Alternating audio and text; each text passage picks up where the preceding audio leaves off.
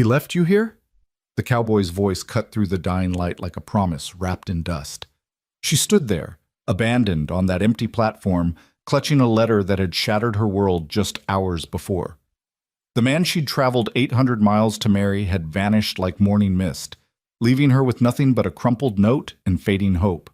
But Cole Turner wasn't the kind of man who left wounded souls to the wolves. "Then you're coming home with me." Those 7 words would change everything. Stay until the end to see how this abandoned woman found her true destiny, and comment your city so I can see how far this story travels. The afternoon sun beat down mercilessly on Hollow Bend's weathered train platform, painting everything in shades of amber and despair.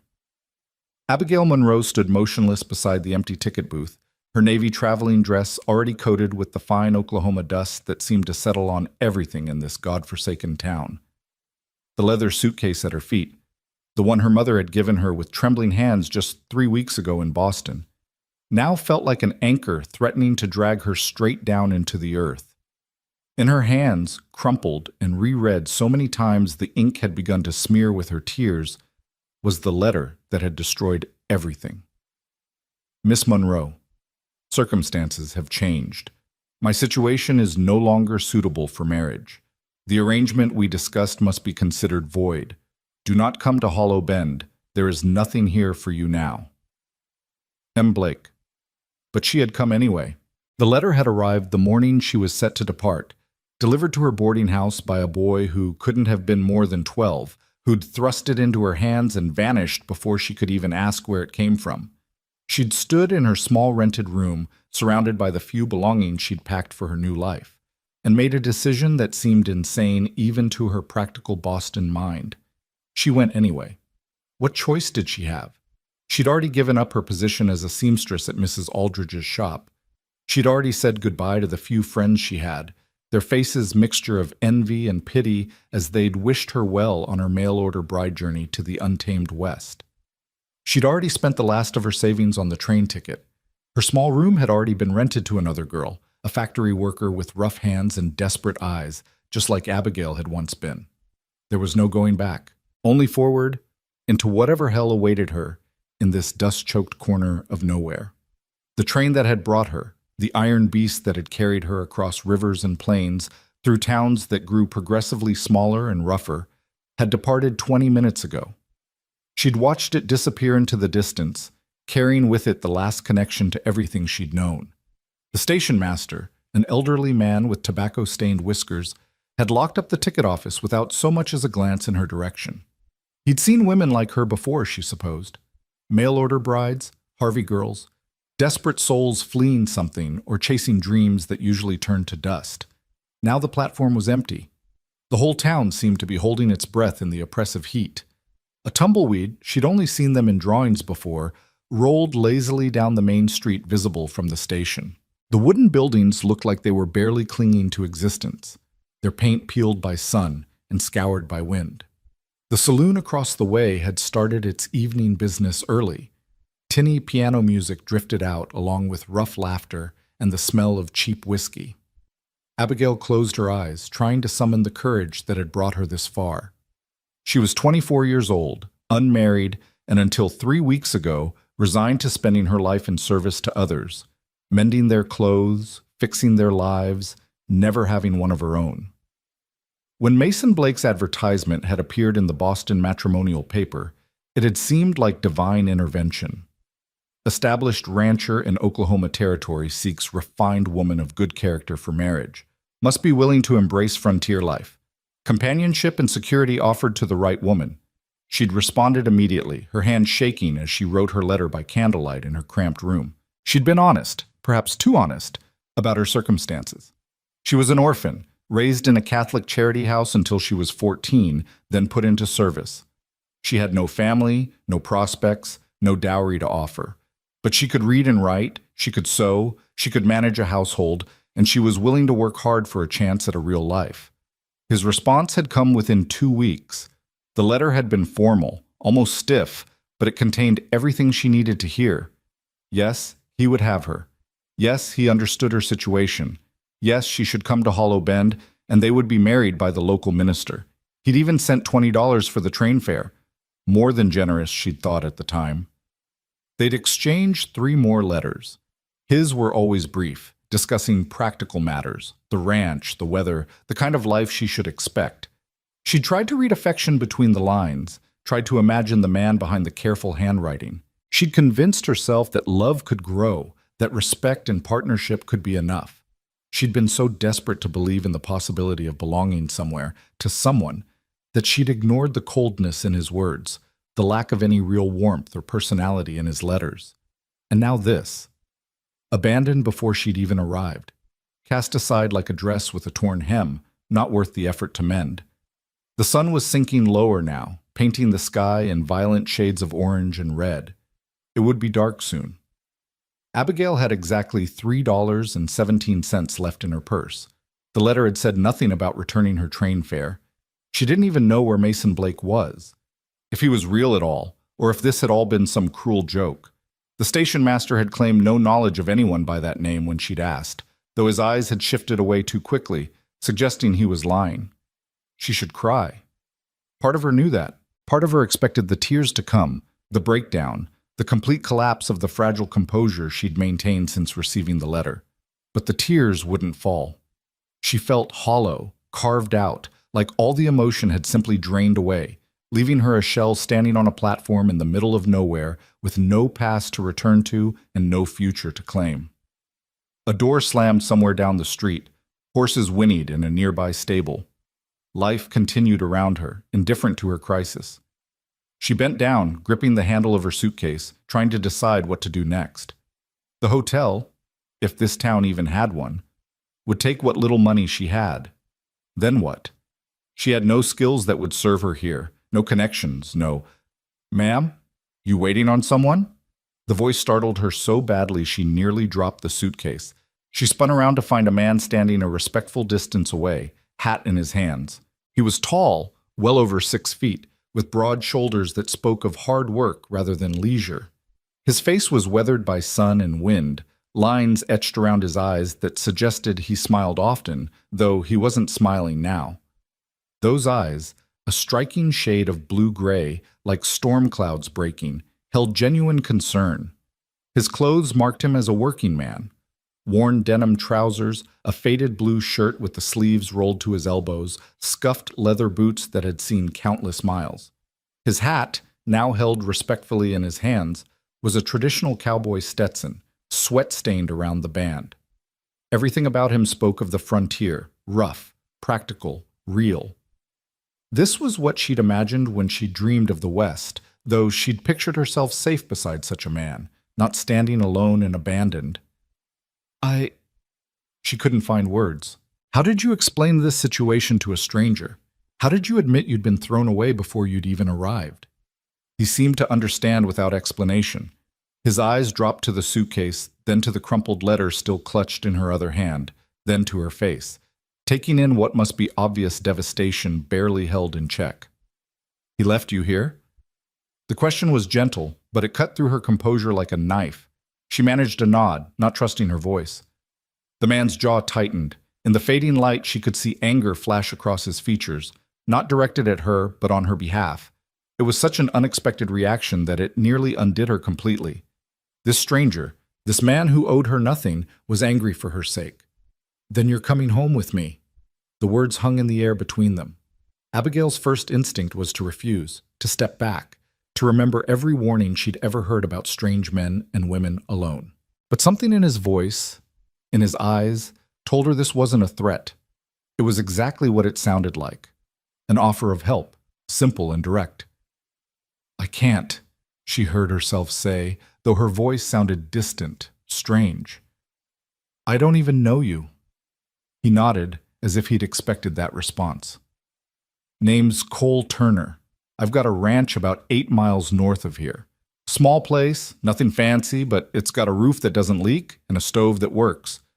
You're welcome to it, just until you figure out what you want to do next." He paused, then added, "No strings, no expectations. Just help, if you'll take it." "Why?" The question came out as barely a whisper. "Why would you help me?" Cole turned his hat in his hands, considering the question. When he looked up at her again, there was something in his eyes that made her breath catch. A depth of understanding, of shared pain, that suggested he knew exactly what it felt like to be abandoned. "Because I know what it's like to have nowhere to go," he said simply. "And because leaving you here would make me no better than the coward who wrote that letter." A gust of wind swept across the platform, carrying with it the smell of the coming night, dust and sage, and the faint promise of rain that probably wouldn't come.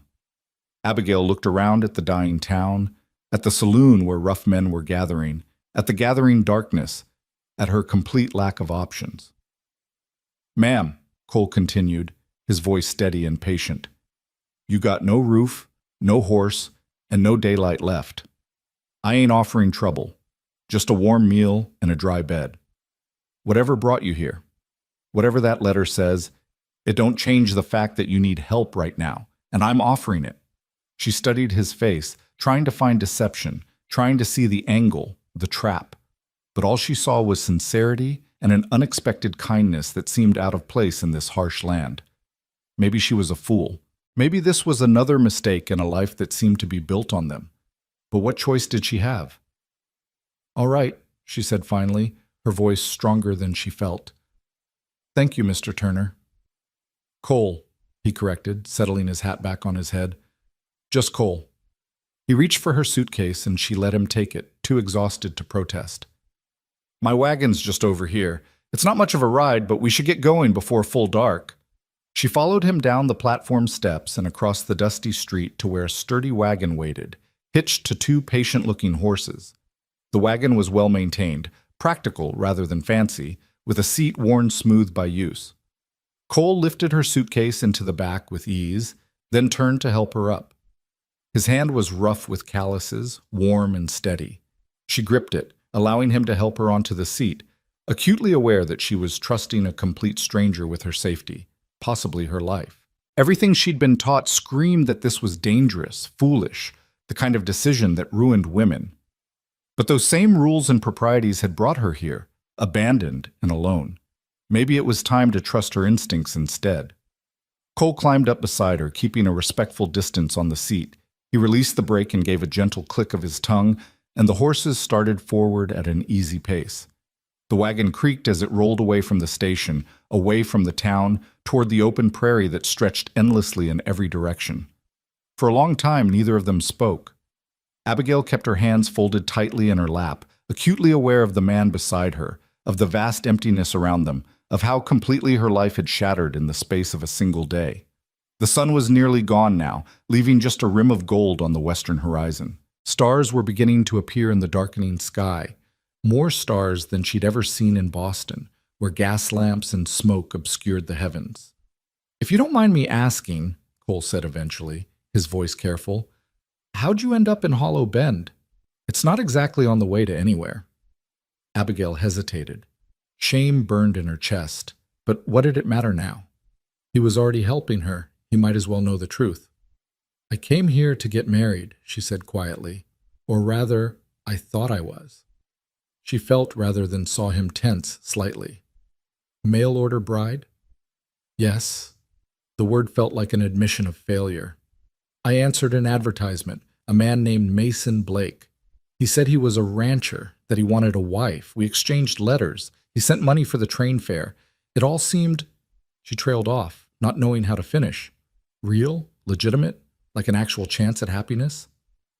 "And then he sent you that letter," Cole finished, understanding in his voice. "It came the morning I was supposed to leave. Told me not to come, that circumstances had changed." She laughed, a bitter sound. "I came anyway. I had nowhere else to go." Cole was quiet for a moment, the only sound the steady clip-clop of the horse's hooves and the creak of the wagon. "Mason Blake," he said finally, and there was something dangerous in his tone. "I know the name." Abigail's head snapped toward him. "You do?" "He's not a rancher," Cole said, his jaw tight. He seemed to search for appropriate words. "He's a man who makes his living in cards and schemes. Got himself into debt with some men who don't take kindly to being cheated. Last I heard, he'd left town in a hurry about 3 weeks back. Guess he figured he'd solve his money problems by getting a bride to bring her dowry." The pieces clicked into place with sickening clarity. "But I told him I had nothing. No money, no family, no dowry." "Then I guess he found that out and decided you weren't worth his trouble. Cole's voice was hard. I'm sorry. That's a cruel thing to do to someone. Abigail felt something crack inside her chest. It wasn't even that he'd wanted her. He'd wanted money she didn't have. She wasn't even worth a con man's time. The humiliation was almost worse than the abandonment. Hey, Cole said, and his voice had gentled again. That man's choices don't say anything about you. They say everything about him. You came all this way in good faith, ready to build a life with someone. That took courage. What he did, running off, leaving you stranded, that's cowardice, plain and simple. Courage or stupidity? Abigail asked, trying to keep the bitterness from her voice. Courage, Cole said firmly. Stupidity would have been staying in a place that made you desperate enough to answer that advertisement in the first place. You wanted more for your life. Nothing stupid about that. They crested a small rise, and before them stretched more prairie, silver in the starlight. Abigail could see a faint glow in the distance. Lamplight from a window, she guessed. Cole's ranch. The sight of it, proof that shelter and safety were real and close, made her shoulders sag with relief she hadn't known she was holding back. That's home, Cole said, and there was unmistakable warmth in his voice. Not much to look at, maybe, but it's solid. As they drew closer, Abigail could make out the shape of a modest house, dark wood weathered by the elements but well maintained. There was a barn nearby, a corral with a few horses, and what looked like a chicken coop. Everything spoke of careful stewardship, of someone who took pride in what little he had. Cole brought the wagon to a stop near the house and jumped down, then came around to help her. This time, when she took his hand, some of the fear had eased. She let him steady her as she climbed down, her legs stiff from travel and emotion. I'll show you inside, he said, grabbing her suitcase. Get you settled. The house was small, just 3 rooms as far as she could tell, but it was clean and orderly in a way that surprised her. Most bachelor homes she'd heard of were disasters of unwashed dishes and unmade beds.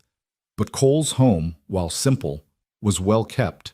The main rooms served as kitchen and living area, with a sturdy table, a few chairs, and a pot-bellied stove that radiated warmth. There were even curtains on the windows, plain, but clean and straight. Bedroom's through there, Cole said, nodding toward a door. It's yours while you're here. I'll bunk in the barn. I can't take your bed, Abigail protested automatically. You can and you will, Cole said, brooking no argument.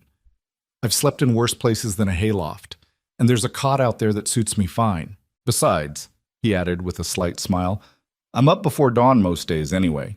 Easier to just roll out of the barn and get to work.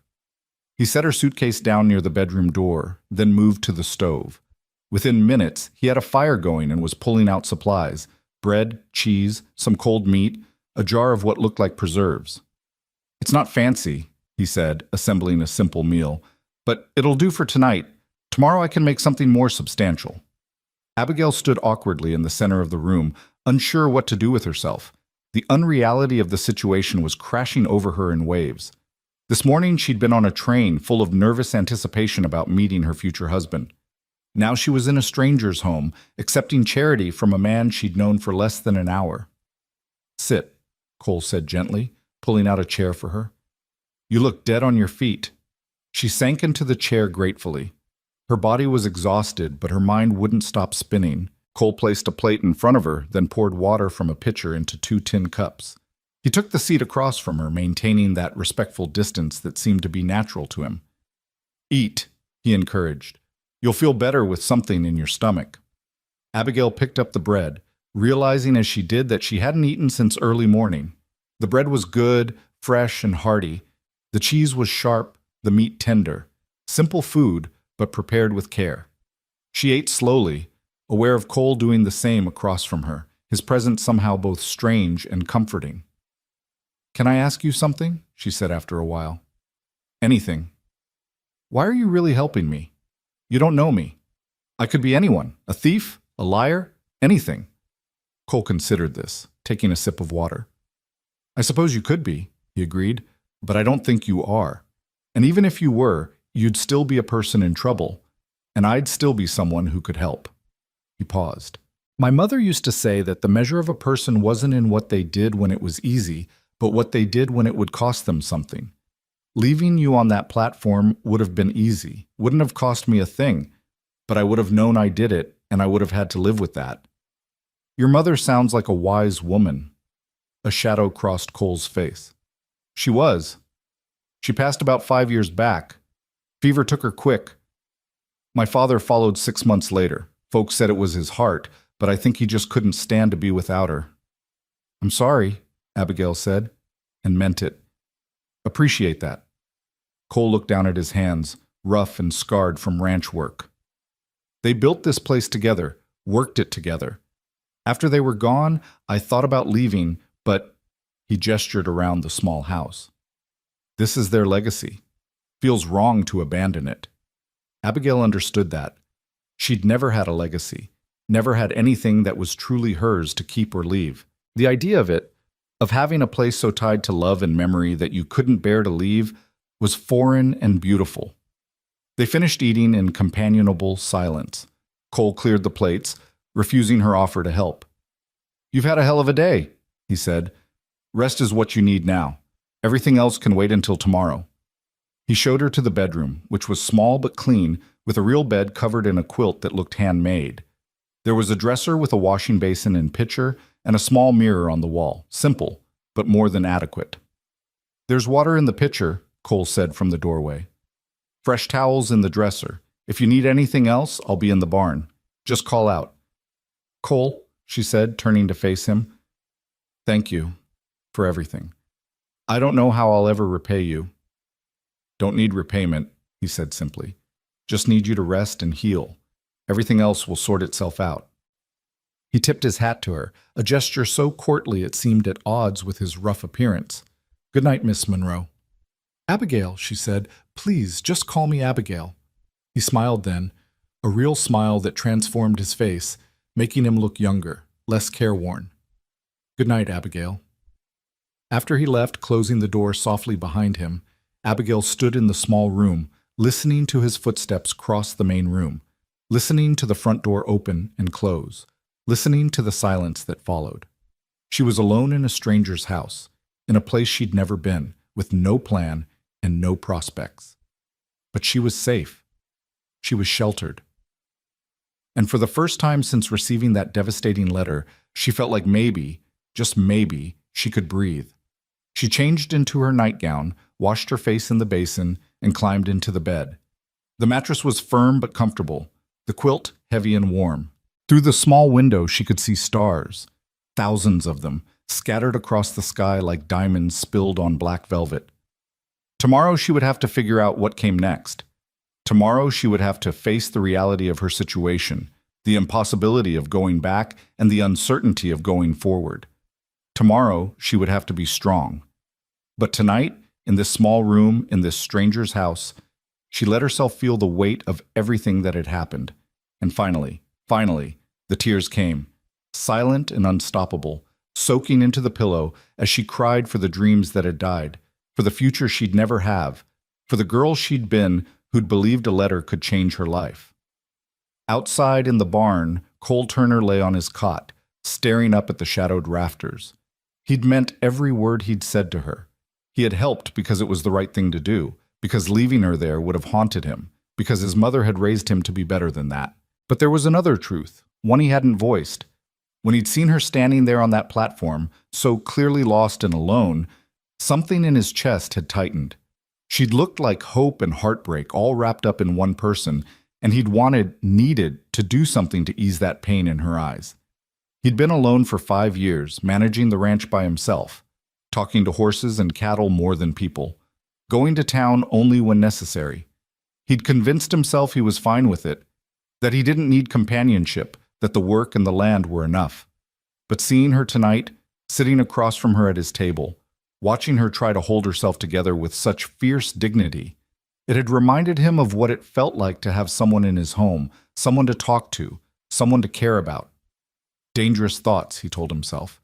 She was a woman in trouble, nothing more. She'd stay until she figured out her next move, and then she'd go, back east probably, to somewhere civilized where women like her belonged. This was just temporary charity, a good deed, nothing more. But as he closed his eyes, trying to find sleep, he couldn't quite silence the small voice in his head that whispered, What if she stays? He pushed the thought away. Tomorrow would bring its own challenges. For now, it was enough that she was safe, that she was here, that he'd done the right thing. In the house, Abigail's tears eventually slowed, then stopped. Exhaustion pulled at her, dragging her toward sleep. Her last conscious thought was of Cole's voice. That man's choices don't say anything about you. Maybe he was right. Maybe Mason Blake's betrayal wasn't a reflection of her worth. Maybe she wasn't broken or worthless or too damaged for anyone to want. Maybe, just maybe, being abandoned on that platform hadn't been the end of her story. Maybe it was the beginning. Dawn broke over the prairie in shades of pearl and gold, the kind of sunrise that made the whole world look freshly made. Abigail woke to unfamiliar sounds, roosters crowing, horses nickering, the distant lowing of cattle. For a moment, she couldn't remember where she was, and then it all came rushing back, the platform, the letter, Cole Turner's unexpected kindness. She sat up slowly, her body stiff from travel and emotion. Through the window, she could see the sun climbing over the horizon, painting the grasslands in brilliant light. It was beautiful in a way she hadn't expected, raw and vast and utterly different from the cramped streets of Boston. There was a soft knock at the door. "Miss Abigail, you awake?" "Yes," she called back, quickly finger-combing her hair into some semblance of order. "I've got coffee on and breakfast started," Cole said through the door. "Take your time, no rush." She heard his footsteps retreat and forced herself out of bed. The water in the pitcher was cool and clean. She washed her face, changed into one of her 2-day dresses, a simple gray cotton that had seen better days, and tried to prepare herself for whatever this day would bring. When she emerged from the bedroom, Cole was at the stove, working with the easy competence of someone who'd been cooking for himself for years. He looked up as she entered, and she was struck again by those storm cloud eyes, the genuine warmth in them. "Morning," he said. "Hope you like eggs. I've got chickens that are overachievers." "Eggs sound wonderful," she said, taking the same seat she'd occupied the night before. The table was already set with mismatched plates and cups, a jar of wildflowers in the center that definitely hadn't been there last night. The sight of them made something in her chest tighten. Cole brought over a pan of scrambled eggs and a plate of toast. "Not fancy, but it'll stick to your ribs." He poured coffee, strong and black, into her cup. "Sugar's there if you need it. No cream, I'm afraid. Haven't got a milk cow at the moment." They ate in comfortable silence for a few minutes. The eggs were good, cooked with butter and seasoned with something she couldn't quite identify. Herbs from a garden, maybe? The coffee was exactly what she needed, strong enough to chase away the last cobwebs of exhausted sleep. "I was thinking," Cole said, setting down his fork, "if you're up to it, you could help out around here for a bit. Nothing heavy, mending, maybe some cooking, tending the garden.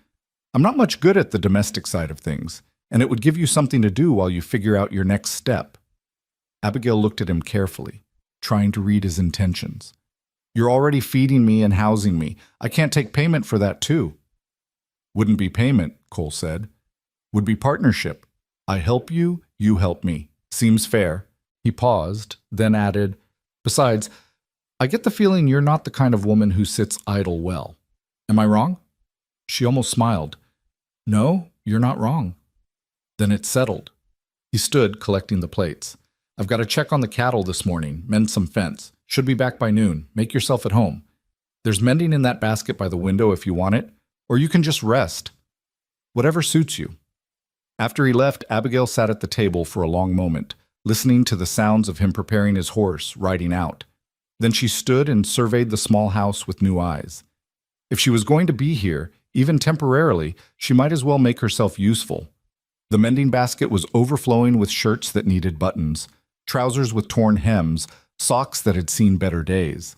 She settled into the chair by the window, where the light was best, and got to work. The familiar rhythm of needle and thread was soothing, something she could do without thinking, letting her mind wander. What was she going to do? That was the question that had no easy answer. She had a little money, but not enough to get back east. And even if she could, what would she go back to? Her room was rented to someone else. Mrs. Aldridge had surely filled her position by now. She had no family, no friends close enough to take her in. Boston had never really been home, just another place she'd existed, waiting for life to begin. But what life could she have here? Hollow Bend was barely a town. There was no dress shop that would need a seamstress, no households wealthy enough to need domestic help. Even if she could find work, where would she live? The saloon was the only boarding house she'd seen, and she knew what kind of work they'd offer a woman alone. She was trapped, not by walls or locked doors, but by circumstance and poverty and the simple fact that the world wasn't kind to women with nowhere to go. The morning passed in quiet work. She mended every piece in the basket, then moved on to cleaning, sweeping the floors, washing the dishes, organizing the small pantry. It felt good to be useful, to see the immediate results of her labor. By the time she heard hoofbeats approaching, the house was transformed. Cole came through the door and stopped short, looking around in surprise. "Did you do all this?" "I hope you don't mind," Abigail said, suddenly uncertain. "I just thought, mind? This place hasn't looked this good since my mother was alive." He removed his hat, running a hand through his hair. "Thank you. You didn't have to go to all this trouble. I wanted to earn my keep." Something shifted in his expression. "You don't have to earn anything, Abigail. You being here isn't conditional on how much work you do." "But I can't just take from you without giving something back," she protested. "That's not right." Cole crossed to the window, looking out at his land. "When my father died, I was barely holding on. The grief was eating me alive, and the ranch was falling apart because I couldn't find the will to care. A neighbor, old Tom Harris, he showed up one day with his sons. They spent a week helping me get things in order. Mended fences, rounded up strays, fixed the barn roof. When I tried to pay them, Tom refused, said that's what neighbors do.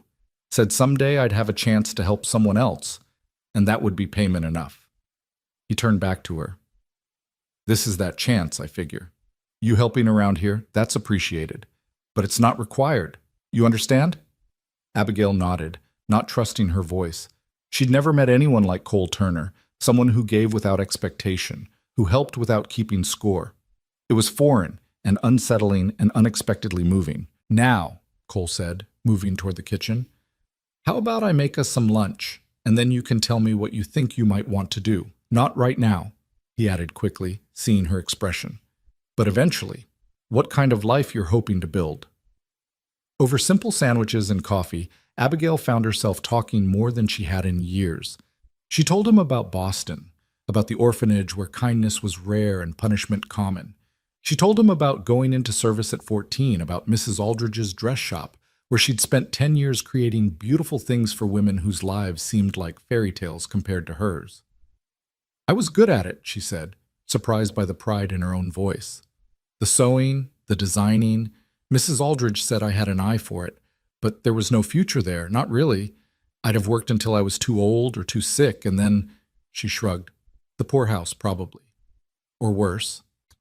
"So you answered the advertisement?" Cole said, understanding in his voice. "I thought it was a chance at something more. A home, a partner, maybe even children someday. Stupid, I know." "Not stupid," Cole said firmly. "Hopeful. There's a difference." "Hope doesn't pay well," Abigail said bitterly. "No," Cole agreed, "but neither does giving up." She looked at him, this man who'd taken her in without question, who spoke to her like she mattered, like her thoughts and feelings were worth hearing. "How are you not married?" she asked suddenly, then blushed. "I'm sorry, that was inappropriate." Cole laughed, a genuine sound that made his whole face brighten. "It's a fair question. Truth is, I came close once. Girl named Sarah Cunningham. We courted for about a year, talked about marriage. Then she met a banker from Tulsa, man with a big house, fancy clothes, prospects. Can't say I blamed her for choosing him. I'm a rancher with a small spread and rough hands, not much to offer a woman." "You offered me shelter when I had none," Abigail said quietly. "You offered kindness when I needed it most. That seems like quite a lot to offer." Their eyes met across the table, and something passed between them. Understanding, connection, the first fragile thread of something neither was ready to name. The sound of approaching riders shattered the moment. Cole's expression shifted immediately, becoming alert, cautious. He stood, moving toward the window. "Stay here," he said quietly. But Abigail followed him, looking out to see 3 men on horseback approaching the house. They were rough-looking, the kind of men she'd learned to avoid in Boston. Hard eyes, harder faces, guns at their hips worn with the ease of frequent use. "You know them?" she asked. Unfortunately, Cole's jaw was tight. "The one in front is Jack Reeves. Works for some big cattlemen up north, but mostly he's muscle for hire. The other two are his cousins. They're trouble." The men dismounted and Cole stepped out onto the porch. Abigail stayed in the doorway, every instinct screaming danger.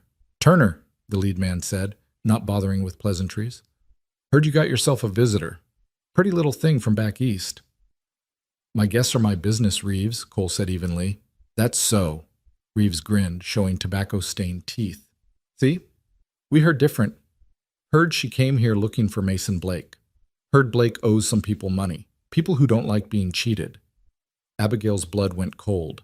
Cole had said Mason was in debt, but she hadn't considered that those debts might follow her here. "Miss Monroe has nothing to do with Blake's debts," Cole said, his voice hard as iron. "She came here on false pretenses. Blake's gone, and whatever he owes, she doesn't." "Maybe so," Reeves said, dismounting slowly. "But the men he owes, they might see it different, might figure she's worth something. Pretty woman like that. Could work off Blake's debt in Tulsa, if you know what I mean." The implication was clear and sickening. Abigail felt Cole tense beside her, felt the rage rolling off him in waves. "You need to leave," Cole said, and his voice was quiet now, dangerously quiet. "Now." "Or what?" Reeves laughed.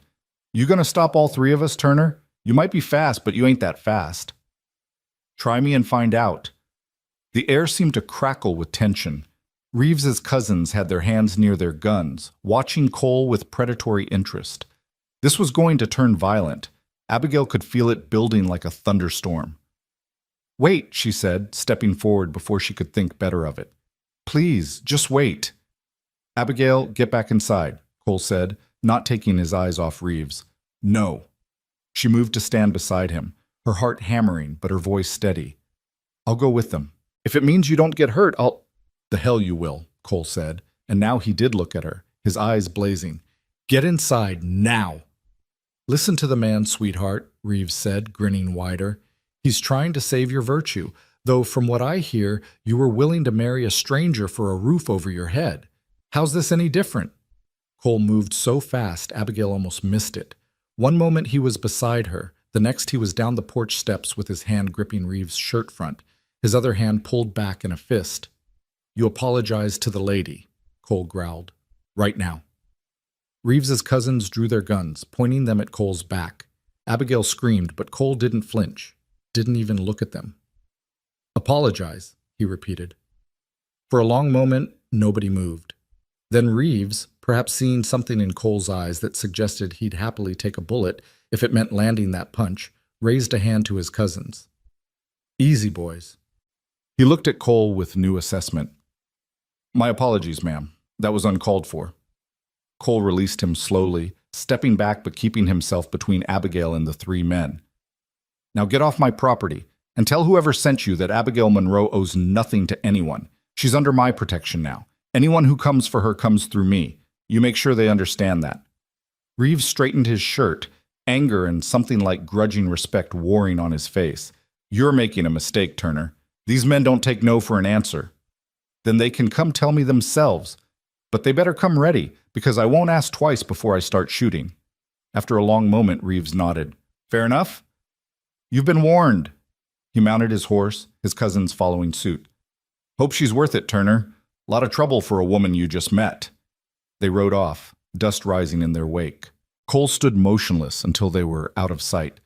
Then his shoulders sagged slightly. He turned to Abigail, and she saw fear in his eyes, not for himself, but for her. "You can't do that again," he said, his voice rough. "You can't offer to sacrifice yourself like that." "They were going to hurt you," she said, trembling now that the danger had passed. "Maybe kill you. I couldn't just stand there and—" "Yes, you could. You will." He gripped her shoulders gently. "Abigail, I meant what I said. You're under my protection now.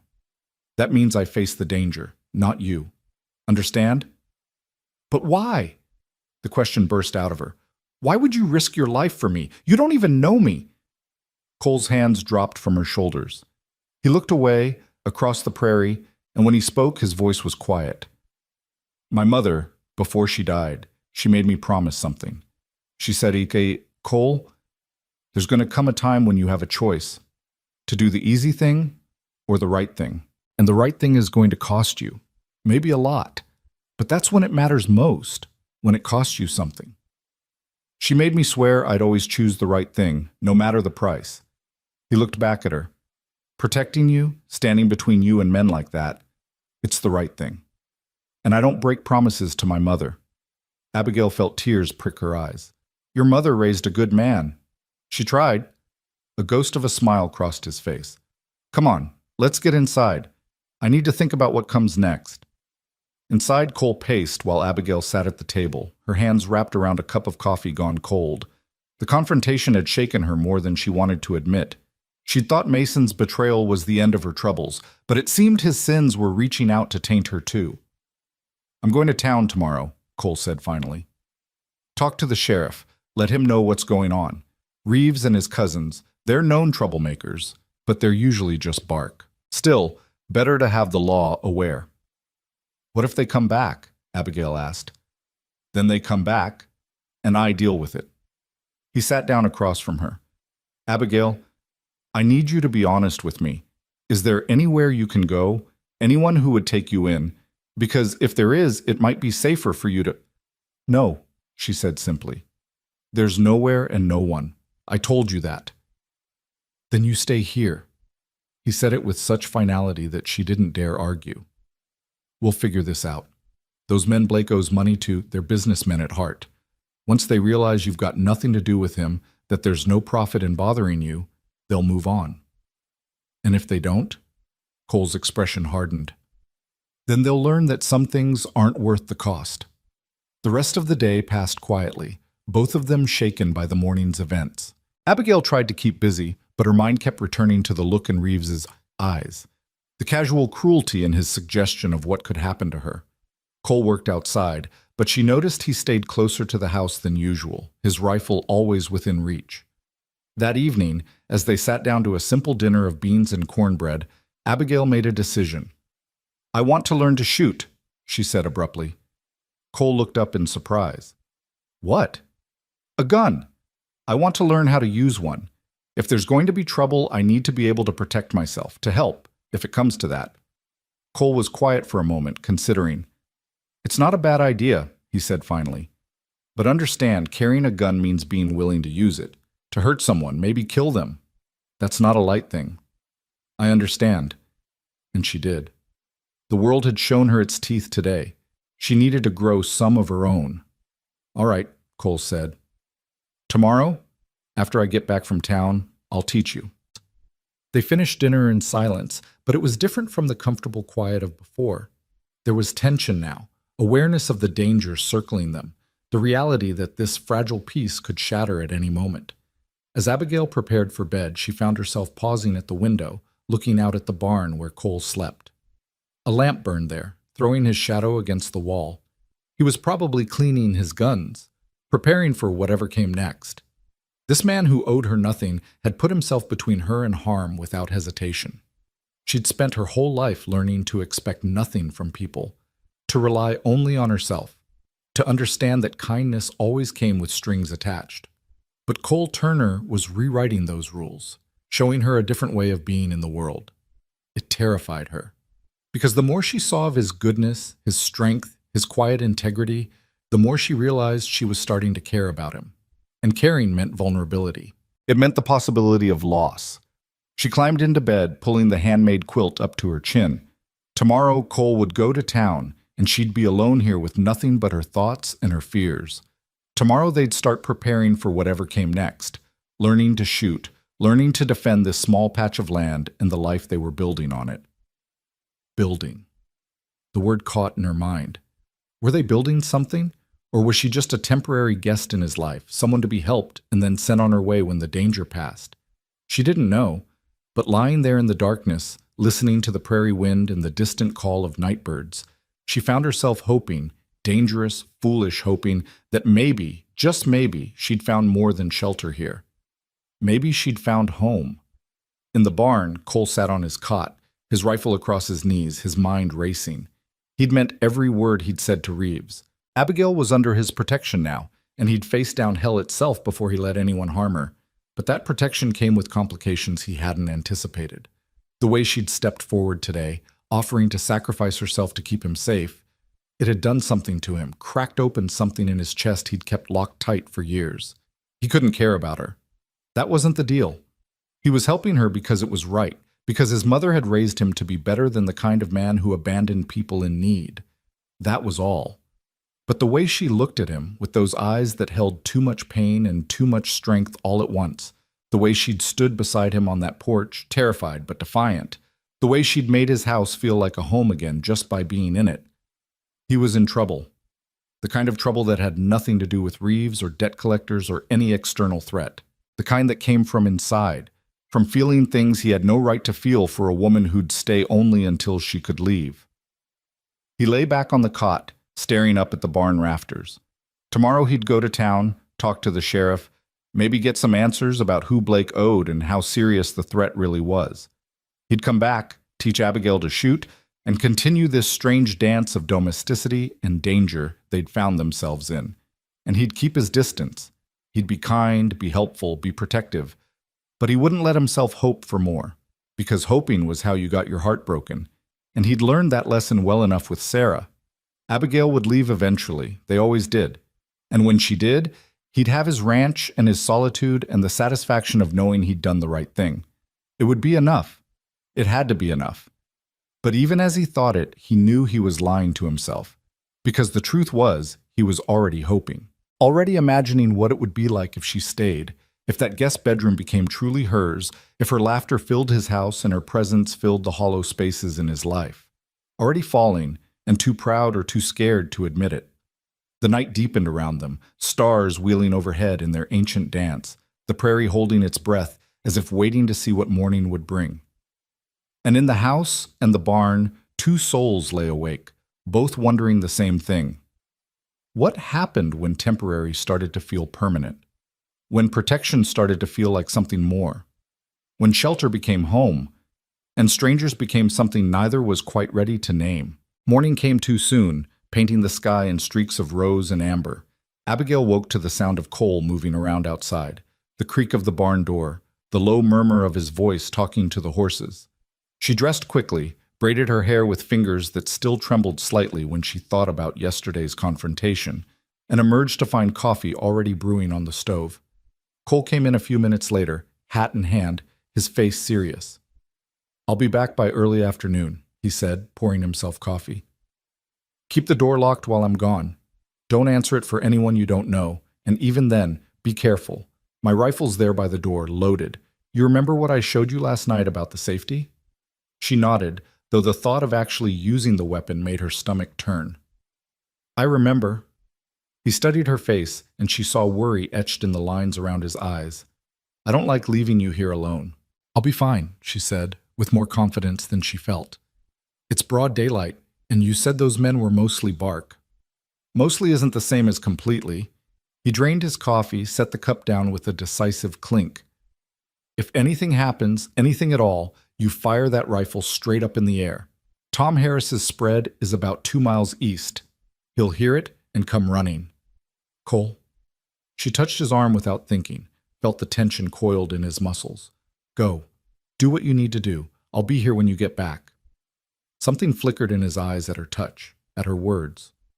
For a moment she thought he might say something, but instead he just nodded, settled his hat on his head, and headed for the door. He paused there, hand on the frame, looking back at her. "Lock this behind me," he said quietly. "And Abigail? Thank you." "For what?" "For being here when I get back." Then he was gone, leaving her standing in the kitchen with those words echoing in her mind. She locked the door as instructed, then moved to the window to watch him ride away, his figure growing smaller against the vast prairie until he disappeared over a rise. The house felt different without him in it. Quieter, yes, but also less solid somehow, as if his presence had been part of the foundation and now she could feel how fragile everything really was. She poured herself coffee and sat at the table, trying to make a plan for the day. More mending, perhaps. The garden probably needed weeding. Simple, normal tasks to keep her hands busy and her mind from spiraling into fear. But first she found herself drawn back to the bedroom, to her suitcase still sitting largely unpacked in the corner. She'd been living out of it for 3 days now, too uncertain about her place here to fully settle in. But Cole's words this morning, the way he'd said, "when I get back," as if her presence was already assumed, already counted on, made her think maybe it was time to stop living like she had one foot out the door. She unpacked slowly, carefully, hanging her 2 spare dresses in the small wardrobe, arranging her few personal items on the dresser. A brush her mother had given her, or so she'd been told. She had no memory of the woman herself. A small Bible from the orphanage, inscribed with her name in a stranger's handwriting. A daguerreotype of Mrs. Aldridge's family, given to her as a Christmas gift 3 years ago. The closest thing she had to a photograph of people who'd cared about her. Such a small collection of belongings to represent 24 years of life. It should have made her sad, but instead she felt a strange sense of lightness. Nothing to weigh her down, nothing to tie her to a past that had never truly been hers. Maybe that was freedom of a sort. She was arranging this last of her things when she heard it. The distant sound of hoofbeats, coming fast. Her heart seized.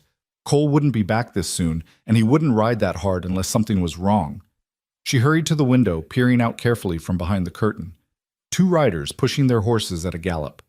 As they came closer, she recognized one of them. One of Reeves's cousins from yesterday. The other was a stranger, older, better dressed, with the look of someone used to giving orders and having them obeyed. They reined up in the yard, and the well-dressed man dismounted with the easy grace of someone who'd spent his life on horseback. He said something to Reeves's cousin, who pointed toward the house, and Abigail's blood ran cold. She backed away from the window, her mind racing. The rifle was by the door where Cole had left it. She could fire a warning shot like he'd told her, bring Tom Harris running. But what if these men weren't deterred by an old rancher? What if they broke in before help could arrive? A sharp knock rattled the door. "Mrs. Blake? I know you're in there. I just want to talk." Mrs. Blake. They thought she was married to Mason. The assumption would have been laughable if it wasn't so terrifying. "You've got the wrong person," she called out, proud that her voice didn't shake. "I'm not Mrs. Blake. I've never even met Mason Blake." A pause. Then the man's voice again, smoother now, almost reasonable. "Then you won't mind opening the door so we can clear up this misunderstanding, will you, miss?" Every instinct screamed at her not to open that door. "Mr. Turner will be back soon," she said instead. "You can discuss this with him?" She heard low conversation outside, couldn't make out the words. Then Reeves's cousin spoke up, louder. "Turner's in town, lady. We made sure of it. Won't be back for hours." Her stomach dropped. They'd planned this. Waited until Cole left her alone. She moved quietly toward the rifle, her heart hammering so hard she could hear it in her ears. "Listen," the well-dressed man said, and his tone had shifted, become harder. "Mason Blake stole from me. $5,000 he took, and I mean to have it back. Now you say you're not his wife, fine. Maybe that's true. But you came here looking for him, which means you know something. And I'm a patient man, but my patience has limits." $5,000. The amount staggered her. What kind of scheme had Mason been running? "I told you. I don't know anything," she called back. "He placed an advertisement for a mail-order bride. I answered it. I came here and he was gone. That's all I know." Another pause. Then she heard the unmistakable sound of a gun being cocked. "Last chance, miss. Open this door or we open it for you." Abigail grabbed the rifle, her hands shaking so badly she nearly dropped it. She'd never fired a gun in her life. Cole had shown her the basics last night. How to hold it, how to aim, how the safety worked. But knowing and doing were vastly different things. The door shuddered under a heavy impact. They were breaking in. She raised the rifle, pointed it at the door, and prayed. The wood splintered with the second impact, the lock giving way. The door crashed open, and the well-dressed man stood there, his own gun drawn, his eyes hard as flint. Then he saw the rifle pointed at him and stopped. "Well now," he said slowly, "that's quite a welcome. Get out." Her voice was steadier than she felt. Get out or I'll shoot. You ever fired that thing, sweetheart? He took a step forward. Because I have. Many times. And I can tell from the way you're holding it that you haven't. He was right. She could feel it in the awkward weight of the weapon, the uncertainty of her grip. But she kept it raised, kept her finger near the trigger the way Cole had shown her. Maybe I haven't, she said. But at this range, does it really matter? Even if I miss your heart, I'll hit something. Respect flickered across his features. Fair point. He didn't lower his gun, but he didn't advance either. My name's Garrett Sutton. Blake worked for me, helped arrange some cattle deals. Only the cattle were stolen, and the money he collected from the buyers went into his pocket instead of mine. $5,000 worth of my money. I don't have your money, Abigail said. I don't have any money. If I did, I wouldn't have been desperate enough to answer an advertisement from a stranger. Sutton studied her, his eyes calculating. You really don't know where he is, do you? No, and even if I did, I wouldn't tell him the time of day after what he did to me. A bitter laugh escaped Sutton's throat. He played you too then, should have known. Blake never could run a straight con, always had to complicate things. He finally lowered his gun, and Abigail felt some of the tension leak from her shoulders, though she kept the rifle raised. Look, Sutton said, I believe you. You're just another one of Blake's victims, but that doesn't solve my problem. He's got my money, and I want it back. Then find him and take it, Abigail said. I can't help you. Can't you? Sutton's eyes narrowed. See, here's my thinking. Blake ran because he knew I'd come for him. But he placed that advertisement for a bride, which means he was planning something. Maybe he thought a wife would make him look more legitimate. Maybe he was planning to use you as cover for whatever scheme came next. Point is, he wanted you for a reason. The reason was money, Abigail said bitterly. He thought I'd have a dowry. When he found out I didn't, he told me not to come. But you came anyway. Sutton took another step forward, and this time Abigail's finger tightened on the trigger. He stopped, which means Blake might not know you're here. And if he doesn't know, then maybe we can use that. Use it how? Simple.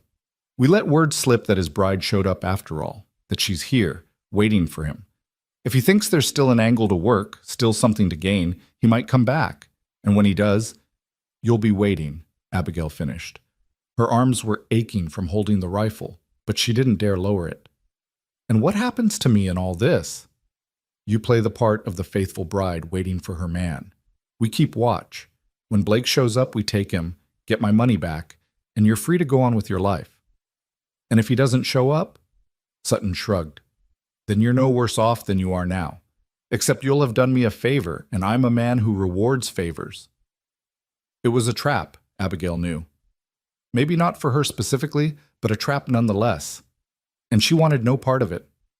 No, she said. I won't help you.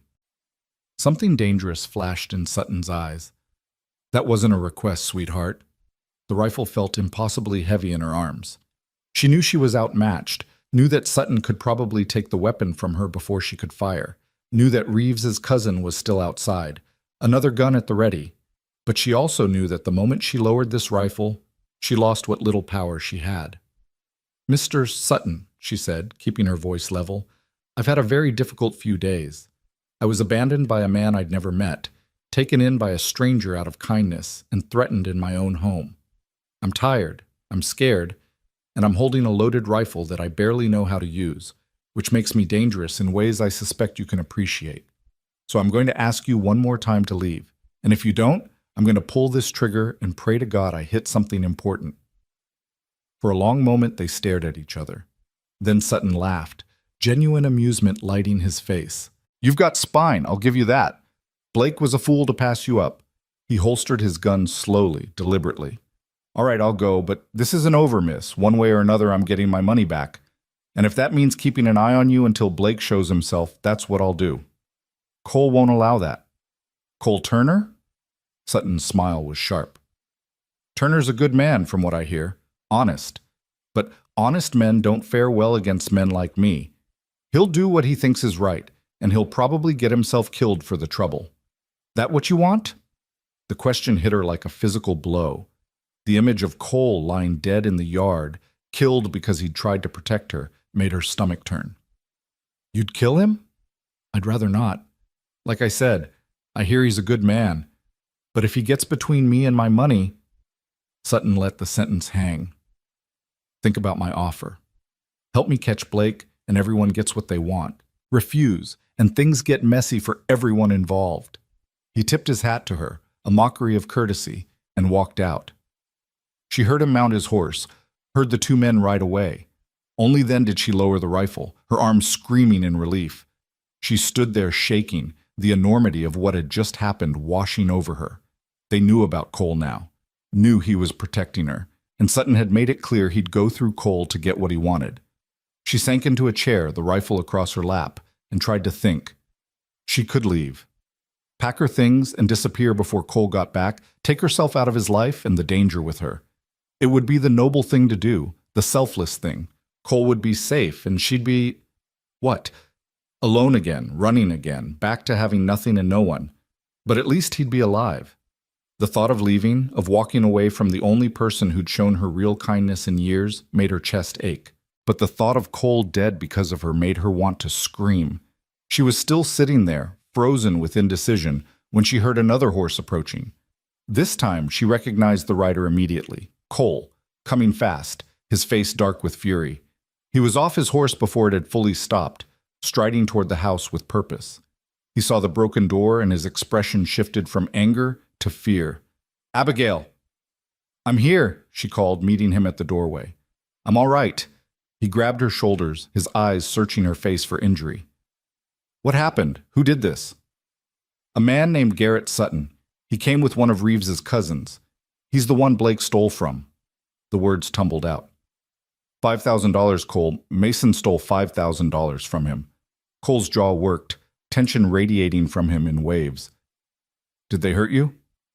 "No, I had the rifle. I pointed it at him and he left." "You pointed..." Cole pulled her into his arms suddenly, fiercely. "God, Abigail, you could have been killed." She stood rigid for a moment, shocked by the embrace, then slowly relaxed into it. His chest was solid against her cheek, his heart hammering almost as hard as hers. She could feel the fear in him, the barely controlled rage, and underneath it something else, something that made her own pulse quicken. "I'm sorry," she whispered. "I'm so sorry I brought this to your door." He pulled back just enough to look at her, his hands still on her shoulders. "This isn't your fault. None of this is your fault." His eyes were intense, blazing with emotion. "I went to town, talked to the sheriff, found out about Sutton, about the money. Sheriff said Sutton's been looking for Blake for weeks, getting more desperate. I came back as fast as I could. He wants me to help him catch Mason," Abigail said. "He thinks if word gets out that I'm here, Mason might come back. And when he does, Sutton will be waiting." "Over my dead body." "That's what I'm afraid of." She gripped his shirt, bunching the fabric in her fists. "Cole, he said if you get in his way, he'll kill you. He said honest men don't fare well against men like him." "He's probably right about that." Cole's smile was grim. "But I'm not planning to be honest about how I deal with him. This isn't a joke." "I'm not joking." He took her hands in his calloused thumbs rubbing gentle circles on her knuckles. "Abigail, I told you before, you're under my protection. That means something to me. It means everything to me. I'm not letting Sutton or anyone else use you as bait. Then what do we do?" Cole was quiet for a moment, thinking. "We find Blake ourselves. Get to him before Sutton does, convince him to return the money. It's the only way to end this cleanly. How do we even begin to look for him? He could be anywhere." "Not anywhere." Cole released her hands and moved to look out the broken doorway. "Sheriff said Blake's got a sister in Guthrie. If he's running scared, that's where he'd go. Family's all a man's got when the world turns against him." "Guthrie's 2 days' ride from here," Abigail said. She'd studied the maps before coming west, memorizing towns and distances with the desperate hope of someone trying to visualize a future. 3 days probably if we're careful." He turned back to her. "And that's another thing. I'm not leaving you here alone again. Not with Sutton circling. You're coming with me. I can't ask you to..." "You're not asking. I'm telling." His voice softened. Besides, if we're going to convince Blake to do the right thing, having you there might help. You're the injured party in all this. Maybe seeing what his con cost a real person will prick whatever conscience he's got left. It was a long shot, and they both knew it. But it was better than sitting here waiting for Sutton to make his next move, better than living in fear every time Cole had to leave the ranch. "When do we leave?" she asked. "Tomorrow at first light. I'll need to make arrangements for the livestock. Ask Tom Harris to keep an eye on the place. You should pack light, just what you absolutely need. We'll be traveling rough, sleeping under stars most likely." The thought should have terrified her. A few days ago, she'd been living in a boarding house in Boston, sleeping in a proper bed with a roof over her head. Now she was planning to ride across the territory with a man she'd known less than a week, chasing a criminal who'd already proven he had no scruples. But instead of fear, what she felt was something closer to excitement, a sense of taking action, of fighting back instead of simply enduring. "I'll be ready," she said. Cole studied her face, and she saw approval there, and something warmer that made her breath catch. "I believe you will." He moved toward the door, then paused. "I need to fix this door before nightfall. And Abigail? What you did today, standing up to Sutton with that rifle, that took real courage. You may have come out here thinking you needed someone to take care of you, but the truth is, you're stronger than you know." After he left to get his tools, Abigail stood in the kitchen, his words echoing in her mind. Stronger than you know. Maybe he was right. Maybe she'd been so busy surviving that she hadn't noticed she was also becoming someone new. Someone who could point a rifle at a dangerous man. Someone who could choose action over cowering. Someone who could belong in this wild, hard, beautiful land. She spent the afternoon preparing for the journey, choosing what few items she'd need, mending a tear in her riding skirt that she hadn't worn since leaving Boston. Cole worked on the door, his movements efficient and sure, occasionally glancing her way with an expression she couldn't quite read. As evening fell, he made them dinner, stew from yesterday's leftovers, thickened with flour and seasoned with herbs from the garden. They ate quietly, the weight of tomorrow's journey hanging between them. "Cole," she said finally, setting down her spoon, "what if we find him and he won't help? What if he refuses to return the money?" "Then we convince him it's in his best interest." Cole's voice was hard. "One way or another, this ends in Guthrie. Either Blake does the right thing, or we drag him back to face Sutton ourselves. And if Sutton won't accept the money, if he wants blood instead, then I'll give him mine before I let him touch you or Blake." He met her eyes across the table. "I know you probably think that's foolish, that it's not worth dying for someone else's mistakes. But I made you a promise when I brought you here, that you'd be safe, and I keep my promises." Abigail felt tears sting her eyes. "You barely know me." "I know enough." His voice was gentle now. "I know you're brave and kind.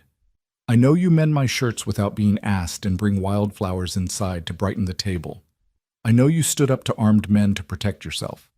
I know that in just a few days, you've made this house feel like a home again." He paused, seeming to struggle with words. "And I know that the thought of anything happening to you makes me feel things I haven't felt in a very long time." The air between them seemed to crackle with unspoken meaning. Abigail's heart was racing, her mind trying to process what he was saying, what he might mean. "Cole, don't." He held up a hand. "Don't say anything yet. Not until this is over. Not until you're safe and have real choices about your future. But I needed you to know, before we ride out tomorrow into God knows what, that you matter to me. More than you probably should, given how little time we've known each other. But you do." She wanted to tell him that he mattered to her too, that these few days had shown her what it meant to be cared for, protected, valued as a person rather than a pair of hands to do work. She wanted to tell him that the thought of leaving, when this was over, when she was safe, felt like tearing out a piece of her soul. But he was right. Now wasn't the time. Not with danger circling, not with so much uncertainty ahead. "Thank you," she said instead, "for everything. For being the kind of man who keeps his promises." Something passed between them then, an understanding that went beyond words. Whatever happened in Guthrie, whatever the future held, they were in this together now, partners in more than just survival. That night, Abigail lay in bed listening to the sounds of Cole moving around outside, checking the horses, loading supplies for tomorrow's journey. The broken door was mended, but she could still feel the violation of Sutton's intrusion, the reminder that safety was an illusion that could shatter with a kick. But she also felt something else, a strange sense of rightness about what they were about to do. For once in her life, she wasn't running away from something. She was running toward it, toward answers and resolution, toward taking control of a situation that had controlled her for too long. And she wasn't alone. Whatever tomorrow brought, whatever dangers waited on the road to Guthrie, she'd face them with Cole beside her. A man who'd taken her in when she had nothing, who'd defended her without question, who'd shown her that maybe, just maybe, she deserved to be protected and cared for. As sleep finally claimed her, her last thought was of his words. You matter to me. In the barn, Cole checked his guns one more time, making sure everything was in order for tomorrow. He knew the road to Guthrie, knew the dangers it held, not just from the land itself, but from men who might be watching, waiting. Sutton wouldn't let this go easily. He'd have men keeping an eye on the ranch, would know the moment they left. They'd likely be followed, possibly intercepted. Cole needed to be ready for anything, but it wasn't the danger that kept him awake. It was the memory of Abigail in his arms this afternoon, the feel of her trembling against him, the fierce protectiveness that had surged through him when he'd seen that broken door. He'd meant what he said at dinner. She mattered to him in ways that defied logic and good sense. He'd known her less than a week. He'd taken her in out of duty, out of the lessons his mother had taught him about helping those in need. But somewhere along the way, duty had transformed into something else, something that made him want to tear apart anyone who threatened her, something that made the thought of her leaving, even to safety somewhere else, feel unbearable. He was falling in love with her, maybe already had fallen, and that complicated everything. Because when this was over, when Blake had returned the money and Sutton had no reason to threaten her anymore, she'd have choices. She could go back east, return to the civilization and refinement she'd known. She could find a proper husband, a man with prospects and polish, not a rough rancher with calloused hands and a modest spread. She deserved those choices, deserved a chance to build the life she wanted, free from desperation and fear. Even if that life didn't include him. He lay back on his cot, resigned to another sleepless night. Tomorrow they'd ride out, and whatever came after, danger, resolution, heartbreak, he'd face it knowing he'd done everything he could to give her a chance at the future she deserved. Even if that future tore him apart, the stars wheeled overhead, indifferent to human drama and desperate hearts. And in the house and the barn, two people lay awake, both wrestling with the same terrifying truth. That sometimes the most dangerous thing wasn't the men with guns or the criminals seeking revenge, but the quiet, relentless way two hearts could find each other in the midst of chaos and decide, against all reason and sense, that they belonged together. Dawn broke cold and clear, the kind of morning that promised heat later but started with a chill that seeped into the bones. Abigail was already dressed when she heard Cole's knock, her small traveling bag packed with only essentials. A change of clothes, her brush, the daguerreotype that represented her only connection to anything resembling family. "Ready?" Cole asked when she opened the door. He looked tired, dark circles under his eyes suggesting he'd slept as poorly as she had. "As I'll ever be." They ate a quick breakfast of cold biscuits and coffee, neither saying much. The weight of what they were about to do hung heavy in the air. Cole had already loaded the horses, already said his goodbyes to Tom Harris, who'd arrived at first light to watch over the ranch. The old man had looked at them both with knowing eyes, asked no questions, just promised to keep things running and keep watch for trouble. The sun was barely above the horizon when they rode out, Cole on his steady gelding and Abigail on a gentle mare he'd saddled for her. She wasn't an experienced rider. Her few lessons had been years ago, brief and practical, but the mare seemed to understand, moving with careful patience as they headed northeast toward Guthrie. They'd been riding for perhaps an hour, the ranch long out of sight behind them, when Cole spoke. "We're being followed." Abigail's heart jumped. "Are you sure?" "Two riders staying about a mile back. Been there since we left." His voice was calm, but she could see the tension in his shoulders. "Sutton's men, most likely. He wants to see where we're going." "What do we do?" "Nothing right now. They're keeping their distance, which means they're watching, not attacking. Let them watch." He glanced at her. "You holding up all right? We can rest if you need to." "I'm fine." And surprisingly, she was. The initial stiffness in her legs was easing, her body remembering the rhythm of riding. He glanced at her. "You holding up all right? We can rest if you need to." "I'm fine." And surprisingly, she was. The initial stiffness in her legs was easing, her body remembering the rhythm of riding. The prairie stretched endlessly around them, golden grass rippling in the breeze like waves on an ocean. It was beautiful in a stark, unforgiving way that matched her mood perfectly. They rode through the morning, stopping once to water the horses at a small creek. Cole helped her down, his hand steady on her waist, lingering perhaps a moment longer than necessary. Their eyes met and held, and Abigail felt that same electric current from last night that pulled towards something neither of them was quite ready to name. "Cole," she started, not sure what she wanted to say. "I know." His voice was rough. "But not yet. Not until you're safe." They remounted and continued, the sun climbing higher, the air growing thick with heat. The two riders behind them maintained their distance, patient as buzzards waiting for something to die. It set Abigail's nerves on edge, knowing they were being watched, knowing that at any moment those men could decide to close the distance and force a confrontation. Around midday, they crested a rise and Cole pulled up short. In the valley below, a small wagon train had stopped. 3 wagons, maybe a dozen people, with what looked like a broken wheel being the cause of their halt. "We could go around," Cole said, watching them. "But if we're going to be followed anyway, might be safer to travel with others for a while. Sutton's men won't try anything with witnesses." They rode down to the wagon train and were met by a weathered man who introduced himself as Jacob Brennan, leading his family and 2 others to claim land near Guthrie. His eyes took in Cole's guns, Abigail's Eastern dress, and drew his own conclusions. "Heading to Guthrie ourselves," Cole said easily. "Happy to help with that wheel if you need an extra pair of hands." Brennan's relief was visible. "Would appreciate it. Been struggling with the damn thing for an hour."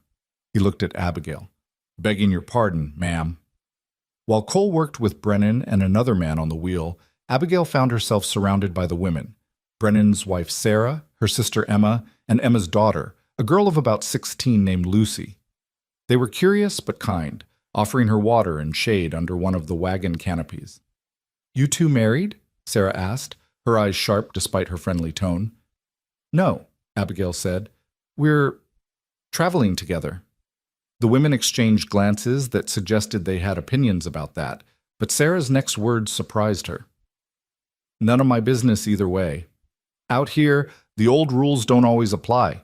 Sometimes you gotta make your own way. Propriety be damned." She handed Abigail a cup of water. "He seems like a good man, though. The way he looks at you, like you're something precious he's afraid of breaking." Abigail felt heat rise in her cheeks. "He's been very kind." "Kind," Emma laughed. "Honey, that man isn't being kind. He's being protective. There's a difference." Lucy, who'd been quiet until now, suddenly pointed behind them. "Ma, there's riders coming." Everyone turned. The 2 men who'd been following them were approaching, no longer bothering to keep their distance. Cole saw them too and straightened from his work, his hand moving instinctively toward his gun. The riders came to a stop at the edge of the camp. One of them, Reeves's cousin, Abigail recognized, tipped his hat mockingly. "Afternoon, folks. Just passing through." "Then pass through," Cole said, his voice flat. "Now, that's not very neighborly." The second man, older with a scar running down his cheek, grinned. "We're just concerned citizens, making sure this young lady is traveling of her own free will. Wouldn't want anyone to think she was being forced into anything improper." Brennan stepped forward, reading the tension correctly. "The lady seems perfectly content to me, and we don't take kindly to strangers making insinuations about folks we're traveling with."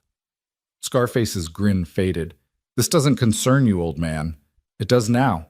Brennan's 2 oldest sons had materialized beside him, both holding rifles. "You boys can move along, or we can have ourselves a problem. Your choice." For a tense moment, nobody moved. Then Reeves's cousin laughed, a harsh sound. "No problem here, just making conversation." He looked at Cole. "But we'll be seeing you in Guthrie, Turner. Count on it." They rode off, but not far. Abigail could see them settling on a rise about a quarter-mile away, clearly planning to wait and continue following once the wagon train moved on. Friends of yours? Brennan asked Cole. Not hardly. Cole's jaw was tight. They work for a man who's got business with someone I'm tracking. They think following us will lead them to him. And will it? Maybe. That's what I'm hoping. Cole met Brennan's eyes. I don't want to bring trouble to you and yours. Soon as that wheel's fixed, we'll move on, draw them away. But Sarah shook her head. You'll do no such thing. We're all headed to Guthrie, and there's safety in numbers. You'll travel with us, and those vultures can watch all they want. They won't try anything with all of us together. It was decided, despite Cole's protests. They traveled together for the rest of the day, the wagon train moving slowly but steadily northeast. The two riders maintained their distance, dark shapes against the horizon that never quite disappeared. That evening, they made camp in a natural depression that offered some shelter from the wind. Brennan's group had done this before and moved with practiced efficiency.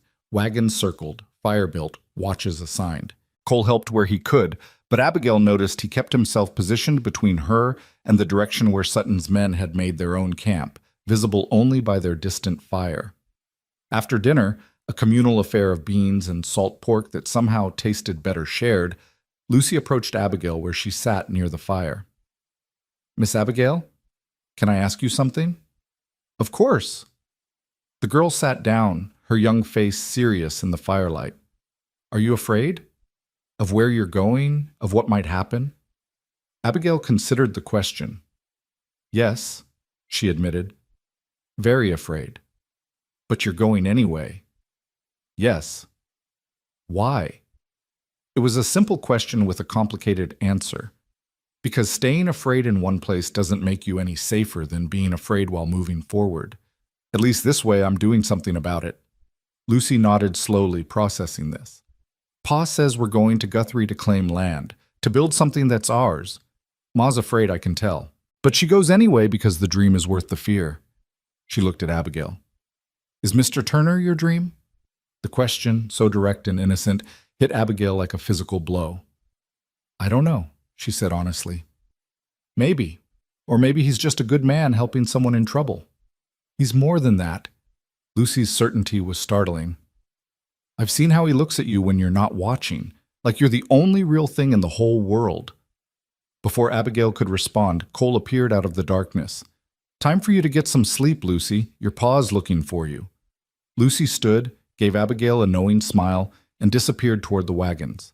Cole took her place by the fire, close enough that Abigail could feel the warmth of him despite the night's chill. You should rest too, he said quietly. We've got another hard day tomorrow. I don't think I can sleep, not with them out there watching. They won't come into camp. Too many witnesses, too many guns. He poked at the fire with a stick, sending sparks spiraling into the night. But I'll keep watch anyway, just in case. Cole, you need to sleep too. I will. After you do. He looked at her then, his face half shadowed by firelight. Abigail, when we get to Guthrie, when we find Blake, things might get complicated, dangerous. If I tell you to run, to get away, I need to know you'll do it. I'm not leaving you to face danger alone. That's exactly what you'll do if it comes to that. His voice was firm. This isn't your fight. Blake wronged you, yes, but the debt, the violence, that's between him and Sutton. I won't have you caught in the crossfire. And I won't hide while you risk your life for me. She matched his intensity. You said we're partners in this. Partners don't abandon each other. Partners also don't let each other die for mistakes that aren't theirs. Then we'll both be careful. Both stay alive. She reached out, took his hand before she could think better of it. I've lost too much already, Cole. I won't lose you too. His fingers tightened around hers, rough and warm and solid. You won't lose me. I promise you that. He raised her hand to his lips, pressed a kiss to her knuckles that sent heat rushing through her. Now please, try to rest. I need you sharp tomorrow. She did try, lying on a bedroll near the fire while Cole kept watch. But sleep was elusive, her mind spinning with worry and planning, and the memory of his lips on her skin. Around her the camp settled into quiet, soft snores, the occasional murmur of the watch changing, the crackling of the fire. She must have dozed eventually because she woke to Cole's hand on her shoulder, his voice urgent but quiet. Abigail, wake up. We need to move. Now. She sat up, instantly alert. What's wrong? Their fire went out an hour ago. I thought maybe they'd just gone to sleep, but I sent one of Brennan's boys to check. His face was grim. They're gone. Rode out quiet, heading northeast. Toward Guthrie. They're not following anymore. They're getting ahead of us. Cole was already moving, gathering their things. They know where we're headed now. They'll warn Sutton, maybe set up an ambush. We need to move fast, get there before they can prepare. Brennan appeared, his rifle in hand. Trouble? Those men who were following us took off. They'll beat us to Guthrie at the pace your wagons move. Cole looked at him. No offense meant, but we need to ride hard now. Can't wait for the train. Understood. Brennan gripped Cole's shoulder. You watch yourself, Turner, and you take care of that young lady. With my life. Within minutes, they were mounted and riding, pushing the horses harder than was wise in the dark, but having no choice. The moon was waning, providing just enough light to see the trail. Cole set a punishing pace, only slowing when the terrain became too treacherous. They rode through the remainder of the night and into the gray pre-dawn, stopping only twice to rest the horses. Abigail's legs ached, her back screamed in protest, but she didn't complain. Cole's face was set in determined lines, his focus absolute. As the sun rose, painting the sky in shades of pink and gold, they crested a hill and saw it. Guthrie, sprawling across the prairie like a promise or a threat, depending on your perspective. It was bigger than Hollow Bend, more established, with actual streets and multiple buildings that suggested permanence. We made good time, Cole said, his voice rough from lack of sleep. But they're probably already here, already warned Sutton. So what do we do? We find Blake before they do. He looked at her. You remember what he looks like from his letters? Any description he gave? He said he was tall, dark-haired, that's all. It seemed impossibly inadequate now. His sister's name is Margaret Blake. That's what the sheriff told me. We find her. We find him. Cole urged his horse forward. Stay close to me. Don't talk to anyone we don't know. And if shooting starts, I run. I know. She didn't agree with it, but she wouldn't argue now. They entered Guthrie as the town was waking, shopkeepers opening doors, early risers heading to breakfast. Cole found a livery stable and arranged for the horses to be fed and watered. Then they set out on foot to find Margaret Blake. It didn't take long. The third person they asked, an older woman sweeping her porch, directed them to a modest house on the edge of town. Margaret Blake? Sure, I know her. Seamstress, works out of her home. That house there with the blue shutters. But I'd mind my business if I were you. She's got her brother staying with her, and he's trouble from what I hear. Cole thanked her, and they approached the house carefully. Before they could knock, the door opened and a woman stood there. Mid-30s, tired eyes, her hands stained with dye. Margaret Blake. It had to be. If you're here about debts, he's not here, she said immediately. We're not collectors, Abigail said quickly, but we do need to speak with your brother. It's urgent. Margaret's eyes narrowed, taking in Abigail's face, her traveling clothes. You're her, the bride. I was meant to be, yes. He said you didn't come, that he'd warned you away. Margaret's voice held accusation and weariness in equal measure. He did. I came anyway. And now there are men who want to hurt him, hurt anyone near him, including you. Cole spoke with quiet authority. Ma'am, your brother stole a lot of money from dangerous people.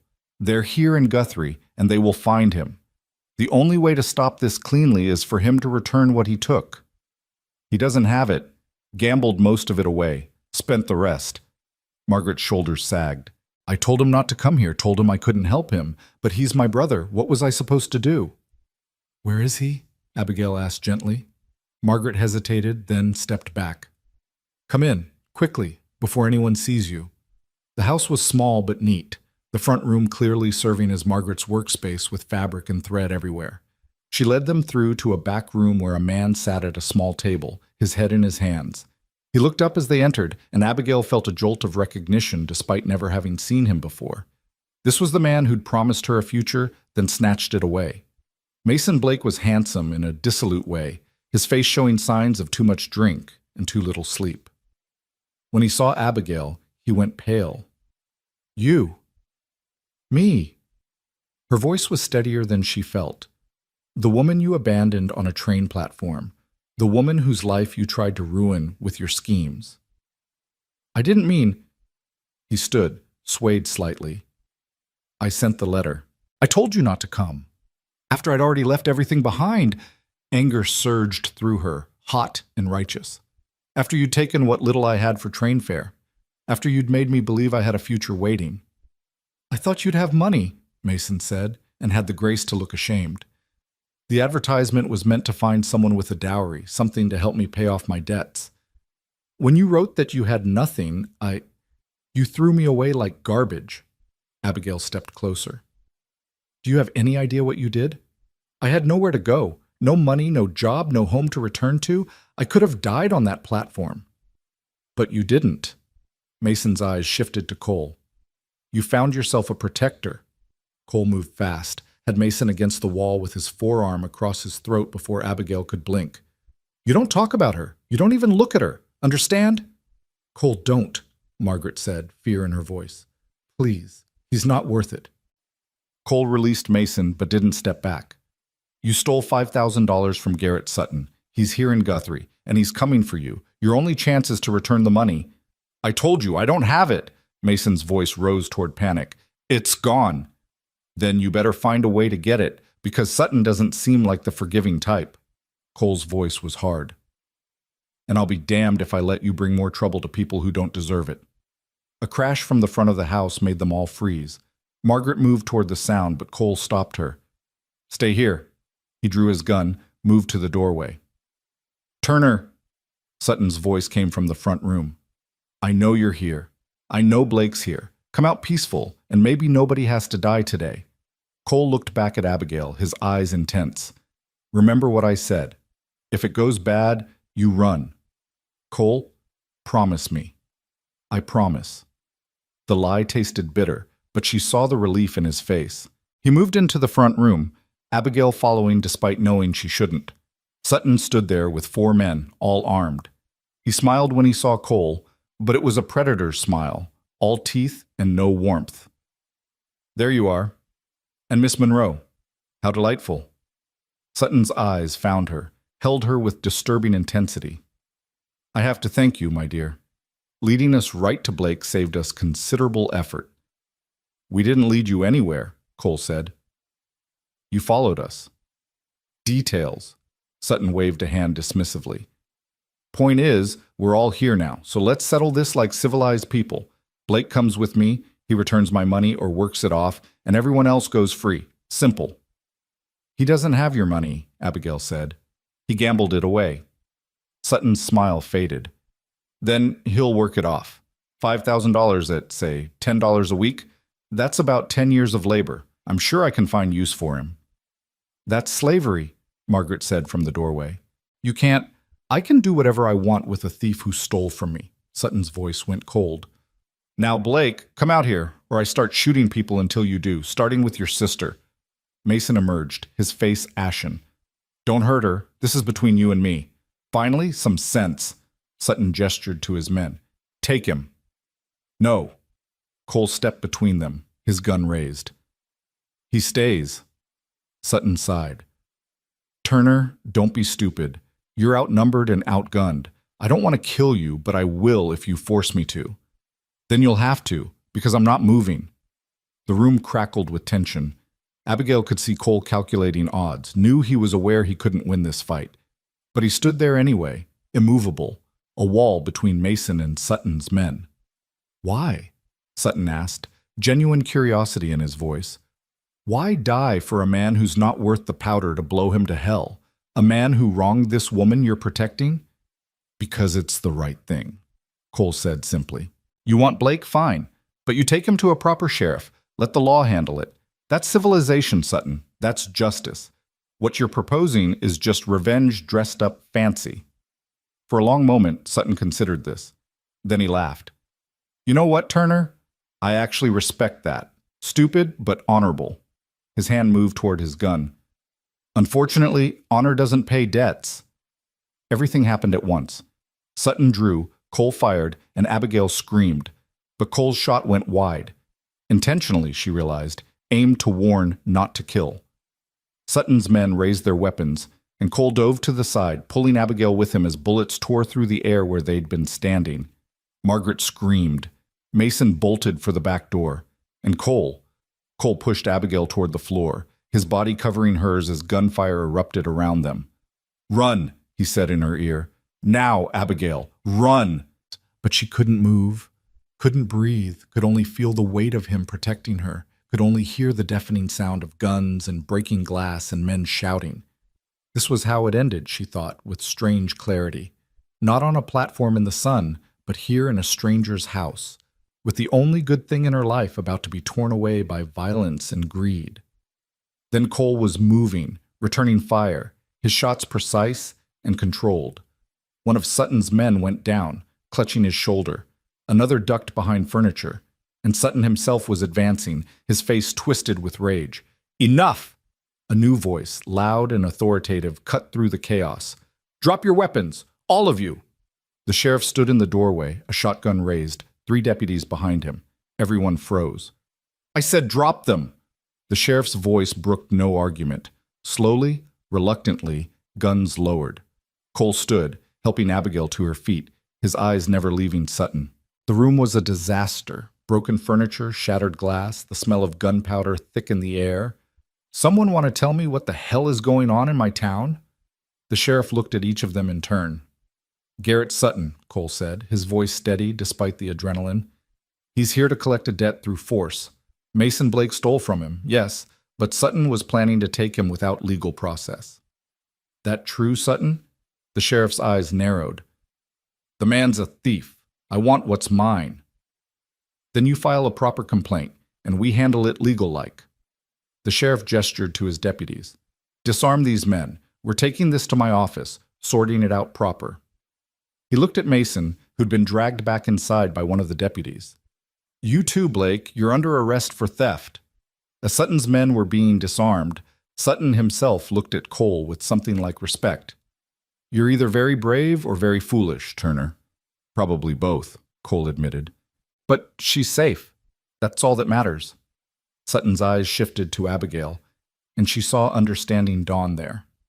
"Ah, so that's how it is." He smiled, but it was different now, less predatory, more knowing. "You know, Turner, if you'd just told me you were in love with her, I might have backed off sooner.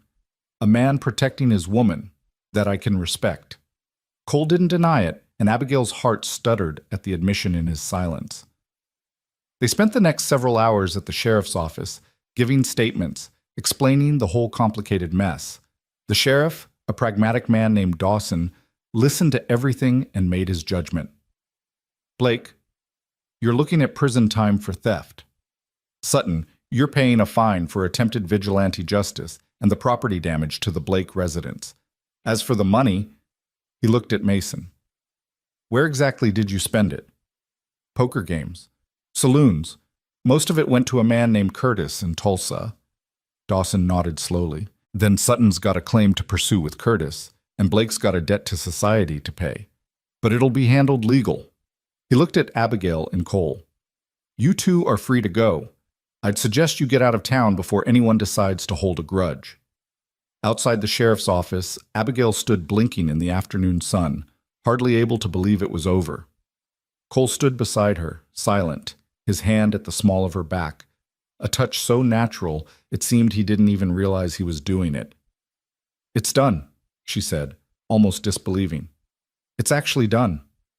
"Yeah." Cole's voice was rough. "You're safe now. Sutton's got no reason to bother you anymore. Blake's going to prison. It's finished. Safe. Free." The word should have brought relief, joy even. Instead, Abigail felt a strange hollowness opening in her chest. Because Cole was right. It was finished, which meant she had to figure out what came next. Where she went, who she became, a life without Cole in it, most likely, because why would he want her to stay now? His obligation was fulfilled.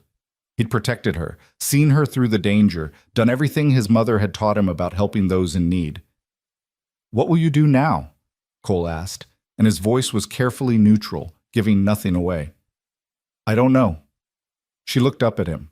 This man who'd become everything to her in such a short time. Go back east, maybe. Try to find work. Start over somewhere. Something flickered in his eyes, pain, maybe, or disappointment, but he nodded. That makes sense.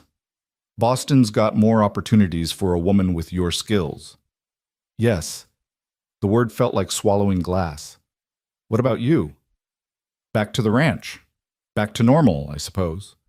He looked away toward the horizon. It's been quiet there for years. I imagine it'll be quiet again. They stood there in awkward silence, both wanting to say something, neither knowing how. The unspoken words from the night before hung between them, those careful admissions of feeling that had been conditional on her safety. Well, she was safe now. So, where did that leave them? Cole. Abigail. They spoke at the same time, then stopped. Cole gestured for her to continue.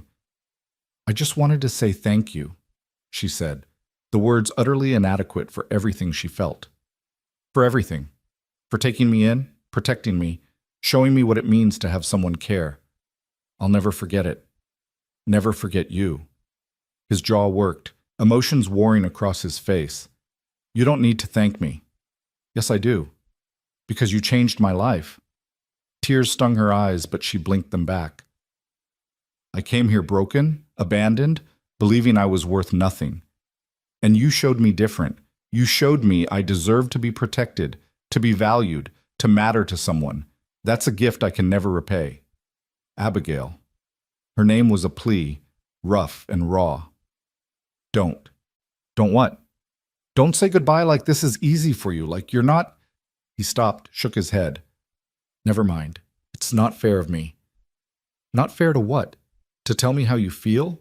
She stepped closer, desperate suddenly. Cole, please, I need to know. What you said before about me mattering to you, did you mean it? Of course I meant it. He looked at her then, really looked at her, and she saw everything in his eyes, the longing, the love, the certainty that he was about to lose her. I meant every word. You matter to me more than anything, more than the ranch, more than my own safety, more than... His voice broke. More than I have any right to feel for someone I've known such a short time. Then why are we talking about me leaving? The tears came now, unstoppable. Why are we standing here saying goodbye when neither of us wants to? Because you deserve more than I can give you. The words burst out of him. You deserve a real life, Abigail. Not a hard-scrabble existence on a small ranch with a man who's got nothing but calloused hands and a modest spread. You deserve comfort and security, and I deserve to choose. She was crying openly now, not caring who saw. I deserve to decide what my life looks like, what I want, who I want it with. And I choose you, Cole Turner.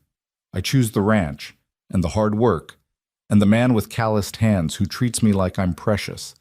I choose the life we could build together, if you'll have me. He stared at her, hope and disbelief warring on his face. You mean that? You'd stay? Give up the chance to go back east, to find something better? There is nothing better than you. She touched his face, felt the roughness of stubble, the warmth of his skin. Don't you understand? You're not the consolation prize, Cole. You're the dream I didn't know I was allowed to have. He pulled her into his arms then, held her so tight she could barely breathe, his face buried in her hair. She felt him trembling, felt the fierce emotion radiating from him. I love you, he said, the words muffled but clear. God help me. I've loved you since you stood on my porch with that rifle, scared but defiant. Since you mended my shirts without being asked. Since you made my house feel like a home again. I love you, and I don't want you to go. I want you to stay. He pulled back to look at her. I want to marry you, Abigail. Not because you need protection or because you have nowhere else to go, but because I can't imagine my life without you in it anymore. Joy burst through her chest, bright and overwhelming. Yes, she said through her tears. Yes, I'll marry you. Yes to all of it. He kissed her then, right there on the street in broad daylight with half of Guthrie watching. Kissed her like she was air and he'd been drowning, like she was light and he'd been lost in darkness. Kissed her with all the pent-up emotion of the past days, all the fear and relief and love and desperate hope. When they finally broke apart, both breathing hard, Cole rested his forehead against hers. I don't have much to offer you, he said quietly. The ranch is small, the work is hard, and there'll be struggles. But I promise you this. You'll never doubt that you're loved. You'll never doubt that you matter, and you'll never, ever be abandoned again. That's all I've ever wanted, she whispered. A place to belong. Someone to belong to. You gave me that the moment you said I was coming home with you. Home. The word resonated through her. Not a building, not a place on a map, but wherever Cole was, wherever they built their life together. That was home. They made their way to the telegraph office, Cole sending word to Tom Harris that they'd be back in a few days and to keep watching the ranch. Then they found a modest hotel, separate rooms, Cole insisted, even though they were engaged now, because propriety still mattered, and collapsed into much-needed rest. That evening, over dinner in the hotel's small restaurant, they talked about the future, about the ranch, about what Abigail could do with her sewing skills to bring in extra income, about the life they'd build together. I was thinking, Cole said, pushing food around his plate, maybe we should stop in Hollow Bend on the way back. Get married there, proper-like. Unless you want something bigger, more, no. Abigail reached across the table, took his hand.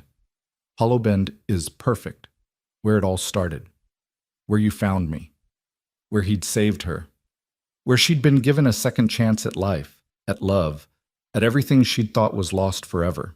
They were married 3 days later in Hollow Bend's small church, with Tom Harris and his wife as witnesses and half the town in attendance. News of their story had spread, and people loved a romance with a happy ending. Abigail wore her best dress, the one she'd brought from Boston, thinking she'd wear it for a man who'd abandoned her. Instead, she wore it for a man who'd chosen her, who'd fought for her, who loved her not despite her brokenness, but with full knowledge of it. Cole wore his Sunday best, which wasn't much fancier than his work clothes, but he looked at her like she was wearing silk and diamonds. When the minister asked if he took this woman, his "I do" rang out strong and certain, a promise that echoed in the rafters. And when it was her turn, when she said those same words, she meant them with everything she was. This was her choice, her future, her life finally beginning. They rode back to the ranch as husband and wife, the sunset painting the prairie in shades of gold and pink. Everything looked different now, not just beautiful, but meaningful, because it was theirs. Their land, their home, their future stretching out before them like the endless grass. As they crested the final rise and the ranch came into view, Cole pulled his horse to a stop. Abigail did the same, looking at him questioningly. "What is it?" He smiled, that rare, full smile that transformed his face. "Just wanted to remember this moment, bringing my wife home for the first time." Wife. The word sent warmth flooding through her. "Our home," she corrected gently. "Our home," he agreed. "Our life. Everything we build from here. It's ours together." They rode down to the ranch hand in hand, the horses walking close enough that their legs brushed. Tom Harris emerged from the barn, grinning when he saw them. "About time you two got back. I was starting to think you'd run off to California or something." Then he saw their joined hands, the way they looked at each other, and his grin widened. "Well now, guess congratulations are in order?" "They are," Cole confirmed. "Tom Harris, meet my wife, Abigail Turner." Abigail Turner, her new name, her new identity. Not the abandoned orphan, not the desperate mail-order bride, but a woman who'd chosen her own path, who'd fought for her own happiness, who'd found love in the most unexpected place. That night, in the house that was now truly hers, Abigail stood at the window looking out at the stars. She heard Cole come up behind her, felt his arms wrap around her waist, his chin resting on her shoulder. "Having second thoughts?" he asked, a hint of teasing in his voice, but real vulnerability underneath. "Not even close." She turned in his arms, looking up at him. "I was just thinking about that letter, the one from Mason telling me not to come. I've spent days cursing that letter, hating it for what it did to me. But now?" She shook her head in wonder. "Now I think maybe it was the best thing that ever happened to me." "How do you figure?" "Because it brought me here. To you. If he hadn't sent it, if I'd arrived and married him like I planned, I'd be miserable right now. Living a lie with a criminal, never knowing what real love felt like." She touched his face, memorizing every line, every feature. I thought that letter destroyed my future, but really, it gave me one. Cole kissed her softly, a kiss full of promise and new beginnings. Then I guess I owe Mason Blake a thank you, even if the bastard doesn't deserve it. She laughed, the sound free and genuine. Don't you dare. They stood there together, wrapped in each other and the quiet of the prairie night. Outside, the wind whispered through the grass, carrying with it the smell of sage and earth and home. And inside, two hearts that had been broken and lost had found each other, had chosen each other, had built something beautiful from the wreckage of failed dreams. This was how love happened sometimes, not in the careful plans and arranged meetings, not in advertisements and letters written by strangers, but in the unexpected kindness of a man who couldn't walk away from someone in need, in the courage of a woman who refused to stay broken, in the choice to fight for something worth having, even when it scared you. Abigail had come to Hollow Bend expecting one kind of future and found another entirely. She'd been abandoned by a man who saw her as worthless, only to be claimed by a man who saw her as priceless. She'd thought she was coming to Oklahoma to fulfill someone else's dream, but instead she'd discovered her own. And that dream was standing here with his arms around her, promising her tomorrow and every day after, promising her a home and a partnership and a love that would weather whatever storms came their way. She'd come here to be someone's wife, and she'd succeeded, just not in any way she could have imagined. She was Mrs. Abigail Turner now, and she was finally home. The first weeks of marriage brought changes that neither of them had fully anticipated. The house that had been Cole's solitary domain for 5 years transformed into something alive with shared rhythms, morning coffee made together, meals prepared side by side, evenings spent in conversation rather than silence. Abigail found herself learning the particular language of ranch life, the way weather dictated everything, how the cattle had their own patterns and personalities, how the land itself seemed to breathe with the seasons. She established a small sewing corner by the window in the main room where the light was best and began taking in work from neighboring ranches and the few families scattered across the territory.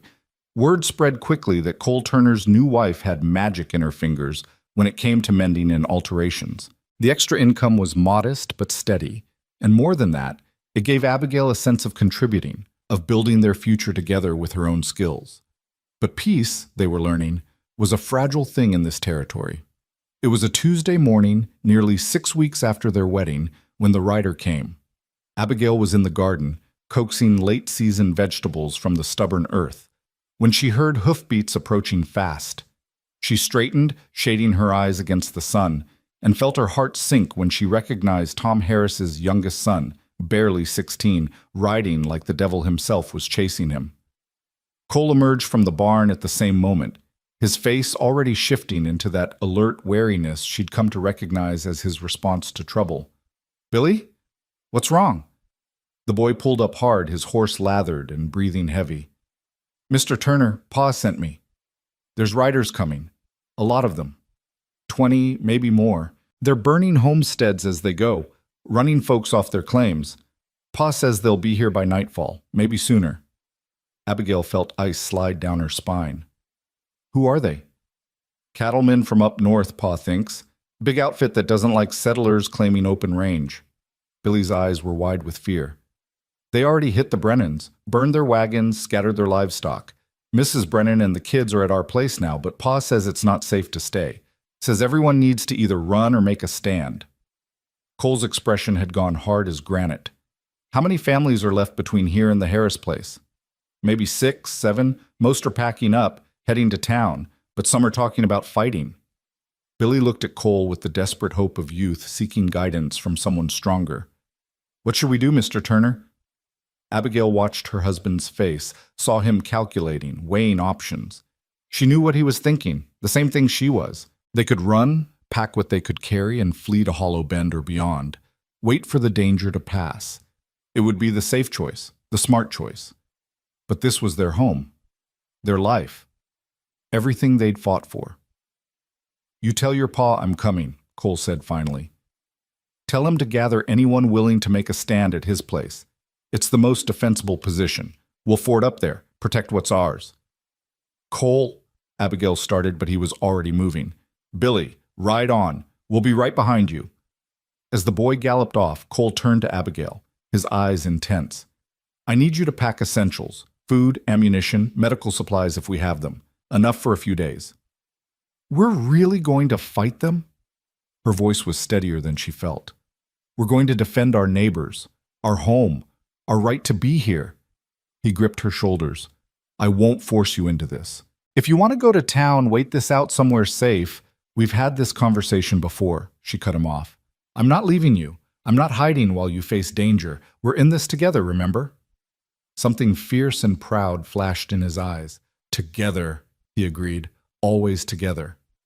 They worked with practiced efficiency, loading the wagon with supplies, securing the house as best they could. Cole gathered his rifles, checked his ammunition, his face set in those hard lines she'd seen in Guthrie. But this was different, she realized. This wasn't about protecting her specifically.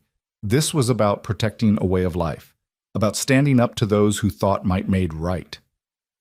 As they prepared to leave, Abigail found herself pausing at the threshold of their home, looking back at the space that had become so precious to her in such a short time. The table where they ate breakfast, the chair where Cole read in the evenings, the bedroom where they'd built a life together, all of it at risk now, threatened by men who saw this land as theirs simply because they'd been here first, because they had the guns and numbers to enforce their will. We'll come back to it, Cole said quietly beside her. I promise you that. She wanted to believe him, but as they rode toward the Harris Ranch, passing abandoned homesteads and seeing smoke on the horizon from fires already set, she wondered if promises meant anything against this kind of violence. The Harris place was organized chaos when they arrived. Perhaps 15 people had gathered, mostly men, but a few women too, including Sarah Brennan, her face set in determined lines despite the fear in her eyes. Tom Harris was coordinating defenses, positioning people at windows and behind barriers. Turner, thank God. Harris gripped Cole's hand. We're outgunned and outnumbered, but maybe we can hold them off long enough to make them think twice about tangling with us again. What exactly do they want? Cole asked, helping unload supplies from the wagon. Our land, simple as that. It was Sarah who answered, her voice bitter. There's a consortium of big cattlemen up north. They've been buying up range, pushing out small operators. Now they're moving on settlers, anyone who's claimed land they think should be open for their herds. They don't care about legal claims or territorial law. They've got the guns, so they make the rules. Not anymore, a voice said from the doorway. Everyone turned to see the sheriff from Guthrie, Dawson, flanked by 3 deputies. Territorial Marshal's office got wind of what's happening. We've been tracking these raiders for 2 weeks. Hope flickered in Abigail's chest. You're here to stop them? We're here to try. Dawson's face was grim. But they've got numbers, we don't. Best we can do is be here when they arrive, make it clear this isn't lawless territory anymore. Sometimes that's enough to make men think twice. Sometimes it's not. The waiting was the worst part. They spent the afternoon fortifying the Harris home, piling furniture against windows, preparing positions, checking weapons over and over.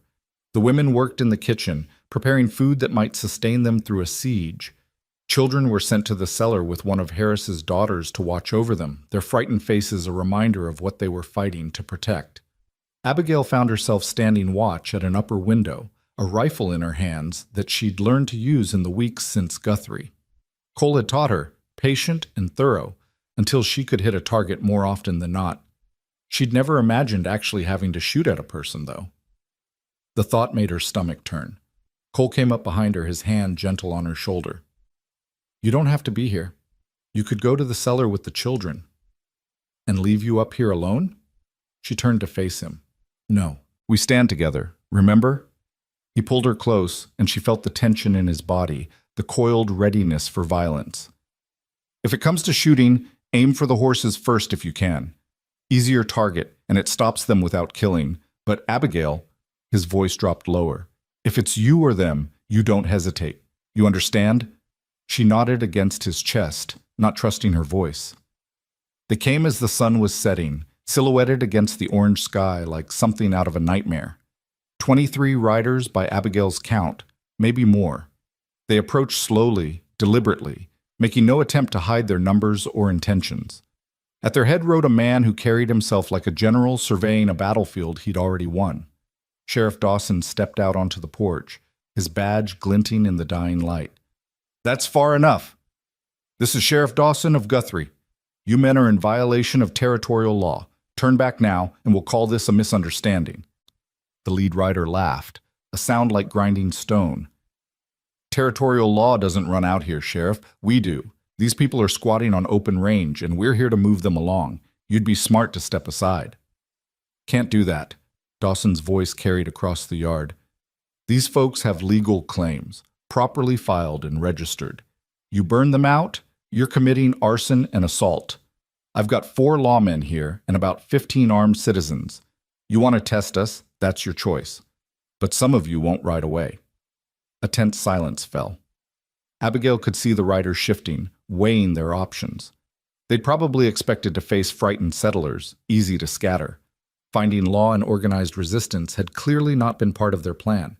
The lead rider's eyes scanned the house, counting guns and windows, assessing the fortifications. Abigail held her breath, her finger near the trigger, praying he'd choose to back down. You're making a mistake, Sheriff, the man said finally. The Cattlemen's Association won't forget this. Neither will the Territorial Marshal's office. Dawson's voice was steel. And I promise you, they've got longer memories and more patience than you do. Now move along before someone gets hurt over something as stupid as pride.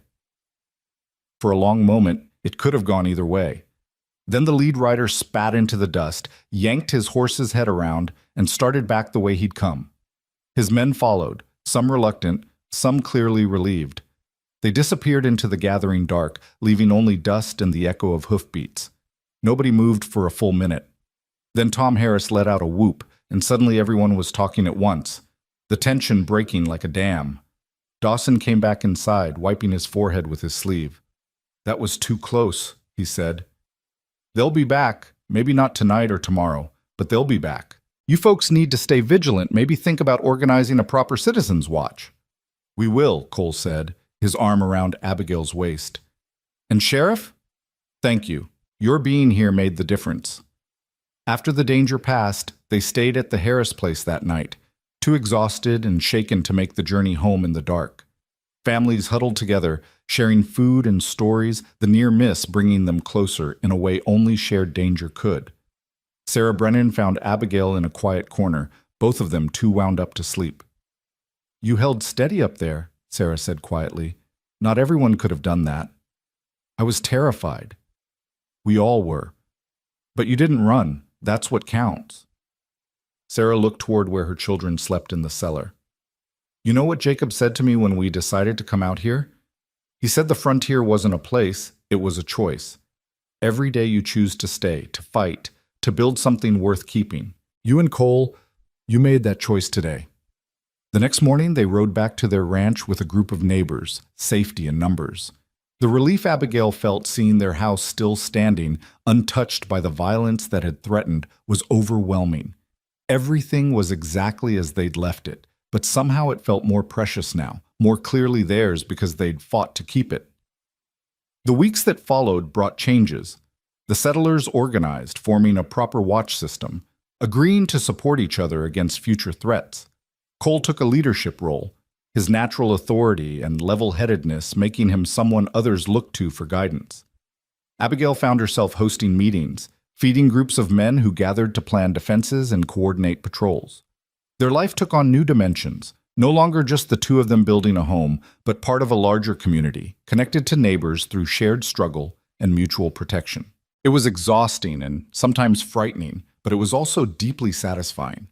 They were building something bigger than themselves, creating a place where people could make lives and raise families without fear. It was nearly 3 months after their wedding when Abigail realized she'd missed her monthly courses. At first, she dismissed it.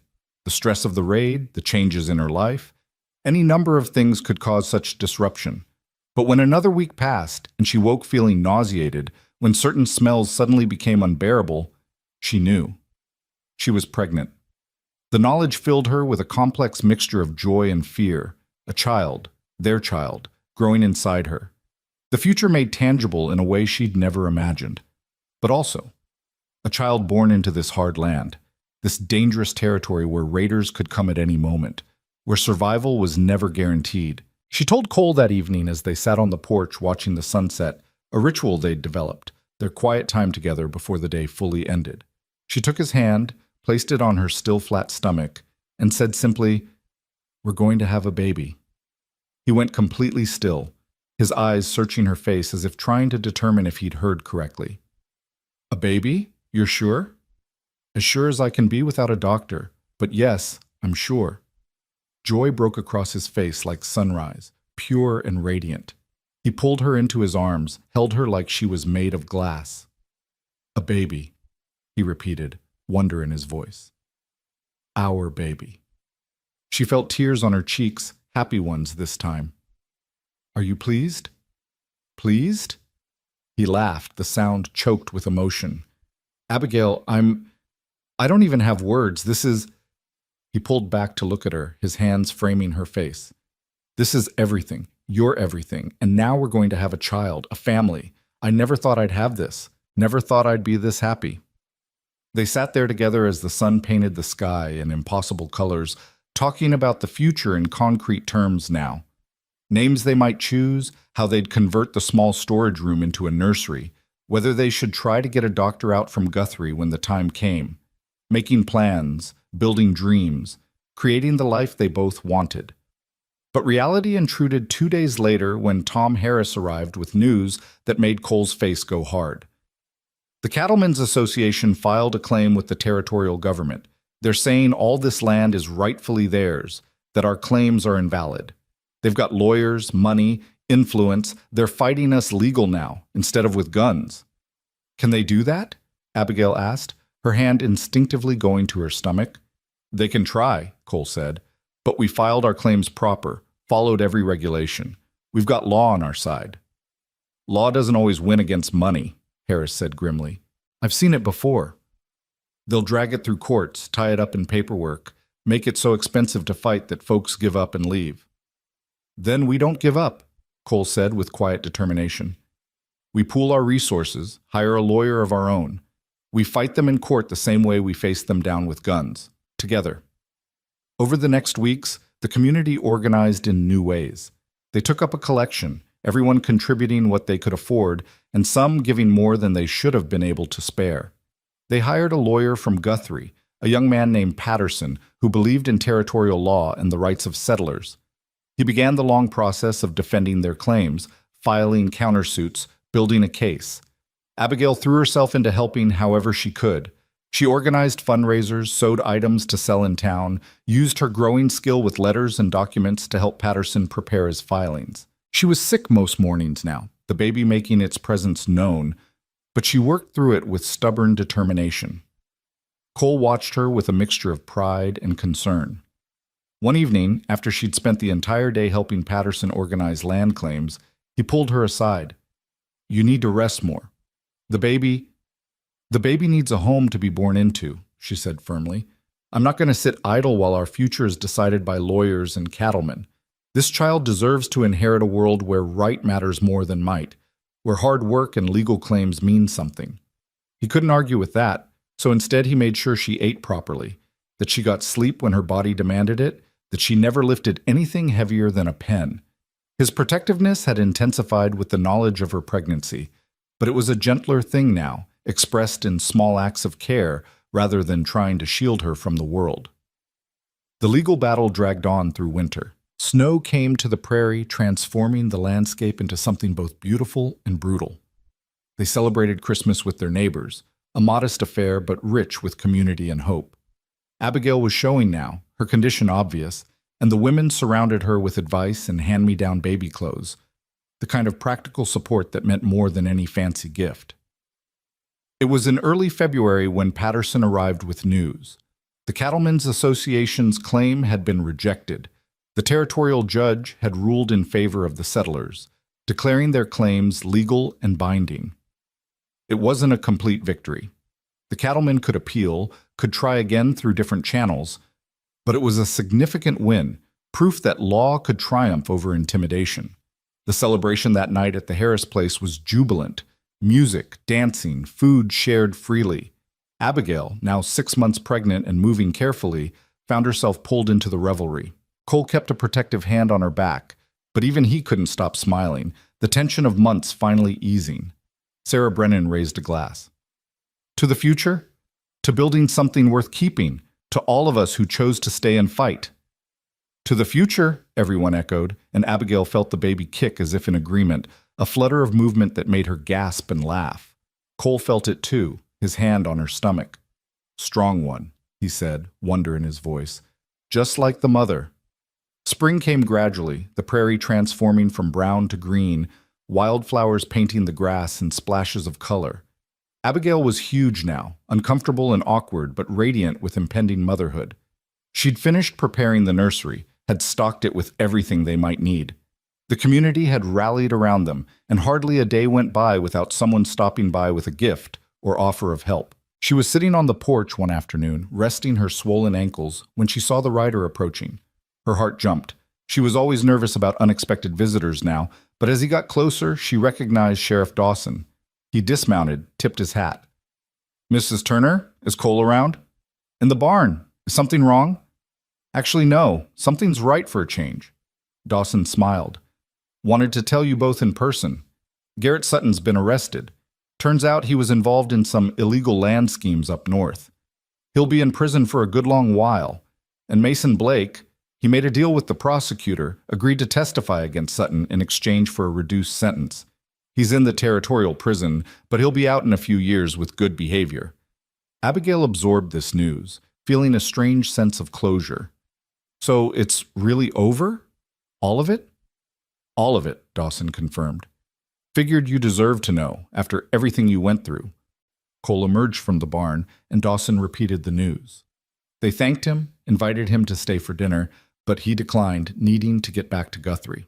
As he rode away, Abigail leaned against Cole, his arm around her shoulders. "It's hard to believe," she said quietly, "that all of that, Mason, Sutton, the danger, it all started less than a year ago. Feels like a lifetime." "It was a lifetime," Cole said. "Our old lives ended, and this one began." He placed his hand on her stomach, feeling their child move beneath his palm. "And it keeps getting better." The baby came on a warm night in late April, arriving with the kind of speed that left everyone slightly stunned. The midwife Sarah had arranged barely arrived in time. Cole paced outside until Sarah finally took pity on him and let him in, and he held Abigail's hand through the final pushes, murmuring encouragement and love. Their daughter was born just after midnight, arriving with a lusty cry that announced her presence to the world. She was perfect, 10 fingers, 10 toes, a shock of dark hair, and eyes that would probably be the same storm gray as her father's. "She's beautiful," Cole said, his voice thick with emotion as he held his daughter for the first time. "Perfect, just like her mother." They named her Hope. It seemed fitting, a child born from the ashes of Abigail's abandoned dreams, from the courage to choose a different path, from the love that had grown in the most unexpected soil. Hope Turner, their daughter, their future made flesh. The months that followed were a blur of sleepless nights and overwhelming joy. Abigail discovered depths of love she hadn't known existed, watching Cole with their daughter, seeing the fierce tenderness in his eyes as he held her. The community rallied around them, helping with the ranch work so Cole could spend time with his new family, bringing food and gifts and advice. It was late summer when another significant change came. The territorial government, perhaps influenced by the settlers' legal victory and growing political pressure, announced new protections for homesteaders. The Cattlemen's Association was officially barred from challenging legitimate claims. Their land, their home, their future, all of it was secure now, protected by law and precedent. Cole and Abigail stood on their porch one evening, watching the sunset paint the prairie gold. Hope was asleep in her cradle inside, and for the first time in what felt like forever, there were no threats on the horizon, no dangers lurking, no fights to fight. "Do you ever think about it?" Abigail asked quietly. "That day on the platform? How different everything could have been." Cole pulled her closer. "Every day. I think about how close I came to riding past that station, how easily I could have minded my own business and left you there." "Why didn't you?" "Because you looked like you needed help, and I was raised to be the kind of man who gives it." He kissed the top of her head. "Best decision I ever made, stopping that day. Changed my whole life. Changed both our lives." She turned to face him, this man who'd saved her in more ways than one, who'd shown her what love and partnership really meant. I came here expecting to marry a stranger, to build a life based on necessity and desperation. Instead, I found you, found home, found everything I didn't know I was searching for. We found each other, Cole corrected. And we built this together, the home, the life, the family, all of it together. Inside, Hope began to fuss, and they both smiled, that particular expression of new parents who still marveled at every sound their child made. As they went inside together, Abigail felt a profound sense of gratitude wash over her, for the letter that had devastated her, for the platform where she'd stood abandoned, for Cole's voice cutting through her despair with 7 simple words that had changed everything. She'd come to Oklahoma Territory broken and alone, believing she had nothing left to lose. But she'd been wrong. She'd had everything to gain: a husband who loved her, a daughter who was their greatest joy, a home they'd fought to keep, a community they'd helped build, a future that stretched out bright and full of promise. The woman who'd stood on that platform clutching a crumpled letter would barely recognize the woman she'd become. Stronger, braver, more certain of her own worth and capabilities. A wife, a mother, a fighter, a builder of futures. All of it earned, all of it chosen, all of it hers. As night fell over the prairie, the Turner family settled into their evening routine. Cole rocked Hope while Abigail prepared for bed, the simple domestic scene a testament to how far they'd come. Outside, the land stretched endlessly under a canopy of stars, the same stars that had witnessed an abandoned woman and a kind-hearted cowboy finding each other in the midst of heartbreak and uncertainty. "Cole," Abigail said softly as he placed Hope in her cradle, "do you remember what you said to me that first day? He left you here? Then you're coming home with me." "I remember. You gave me a home when I had none. You gave me love when I thought I was unworthy of it. You gave me a future when mine had been destroyed." She took his hand, held it tight. "But more than that, you gave me the chance to become who I was meant to be. Not someone's obligation or burden, but a partner, an equal, someone who matters." Cole pulled her close, and she rested her head against his chest, listening to the steady beat of his heart. "You always mattered, Abigail. From the first moment I saw you, you mattered, and you always will." They stood there in the quiet of their home, their daughter sleeping peacefully nearby, the life they'd built together surrounding them like a fortress made of love and determination. Outside, the prairie wind sang its eternal song, carrying with it the promise of tomorrow and all the tomorrows after that. This was what redemption looked like, Abigail thought. Not grand gestures or dramatic transformations, but the quiet accumulation of days well lived, of choices made with courage, of love given and received freely. This was what it meant to be home.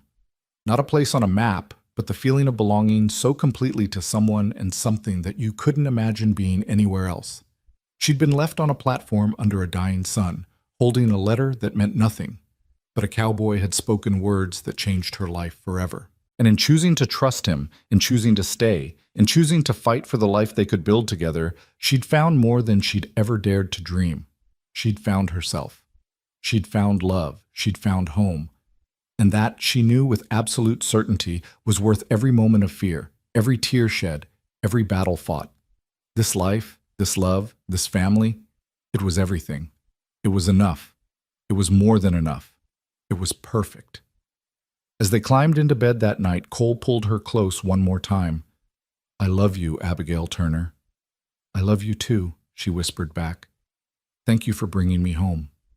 Thank you for saying yes, for staying, for building this life with me." They fell asleep wrapped in each other's arms, secure in the knowledge that whatever tomorrow brought, challenges or triumphs, struggles or celebrations, they would face it together, always together. And on the prairie, under a ceiling of stars that had witnessed the beginning of their story, the wind carried their dreams into the future, where hope would grow strong and loved, where their legacy would take root and flourish, where the choice one cowboy made to help a stranded woman would echo through generations. Because sometimes the most powerful thing in the world is simple kindness offered at the right moment.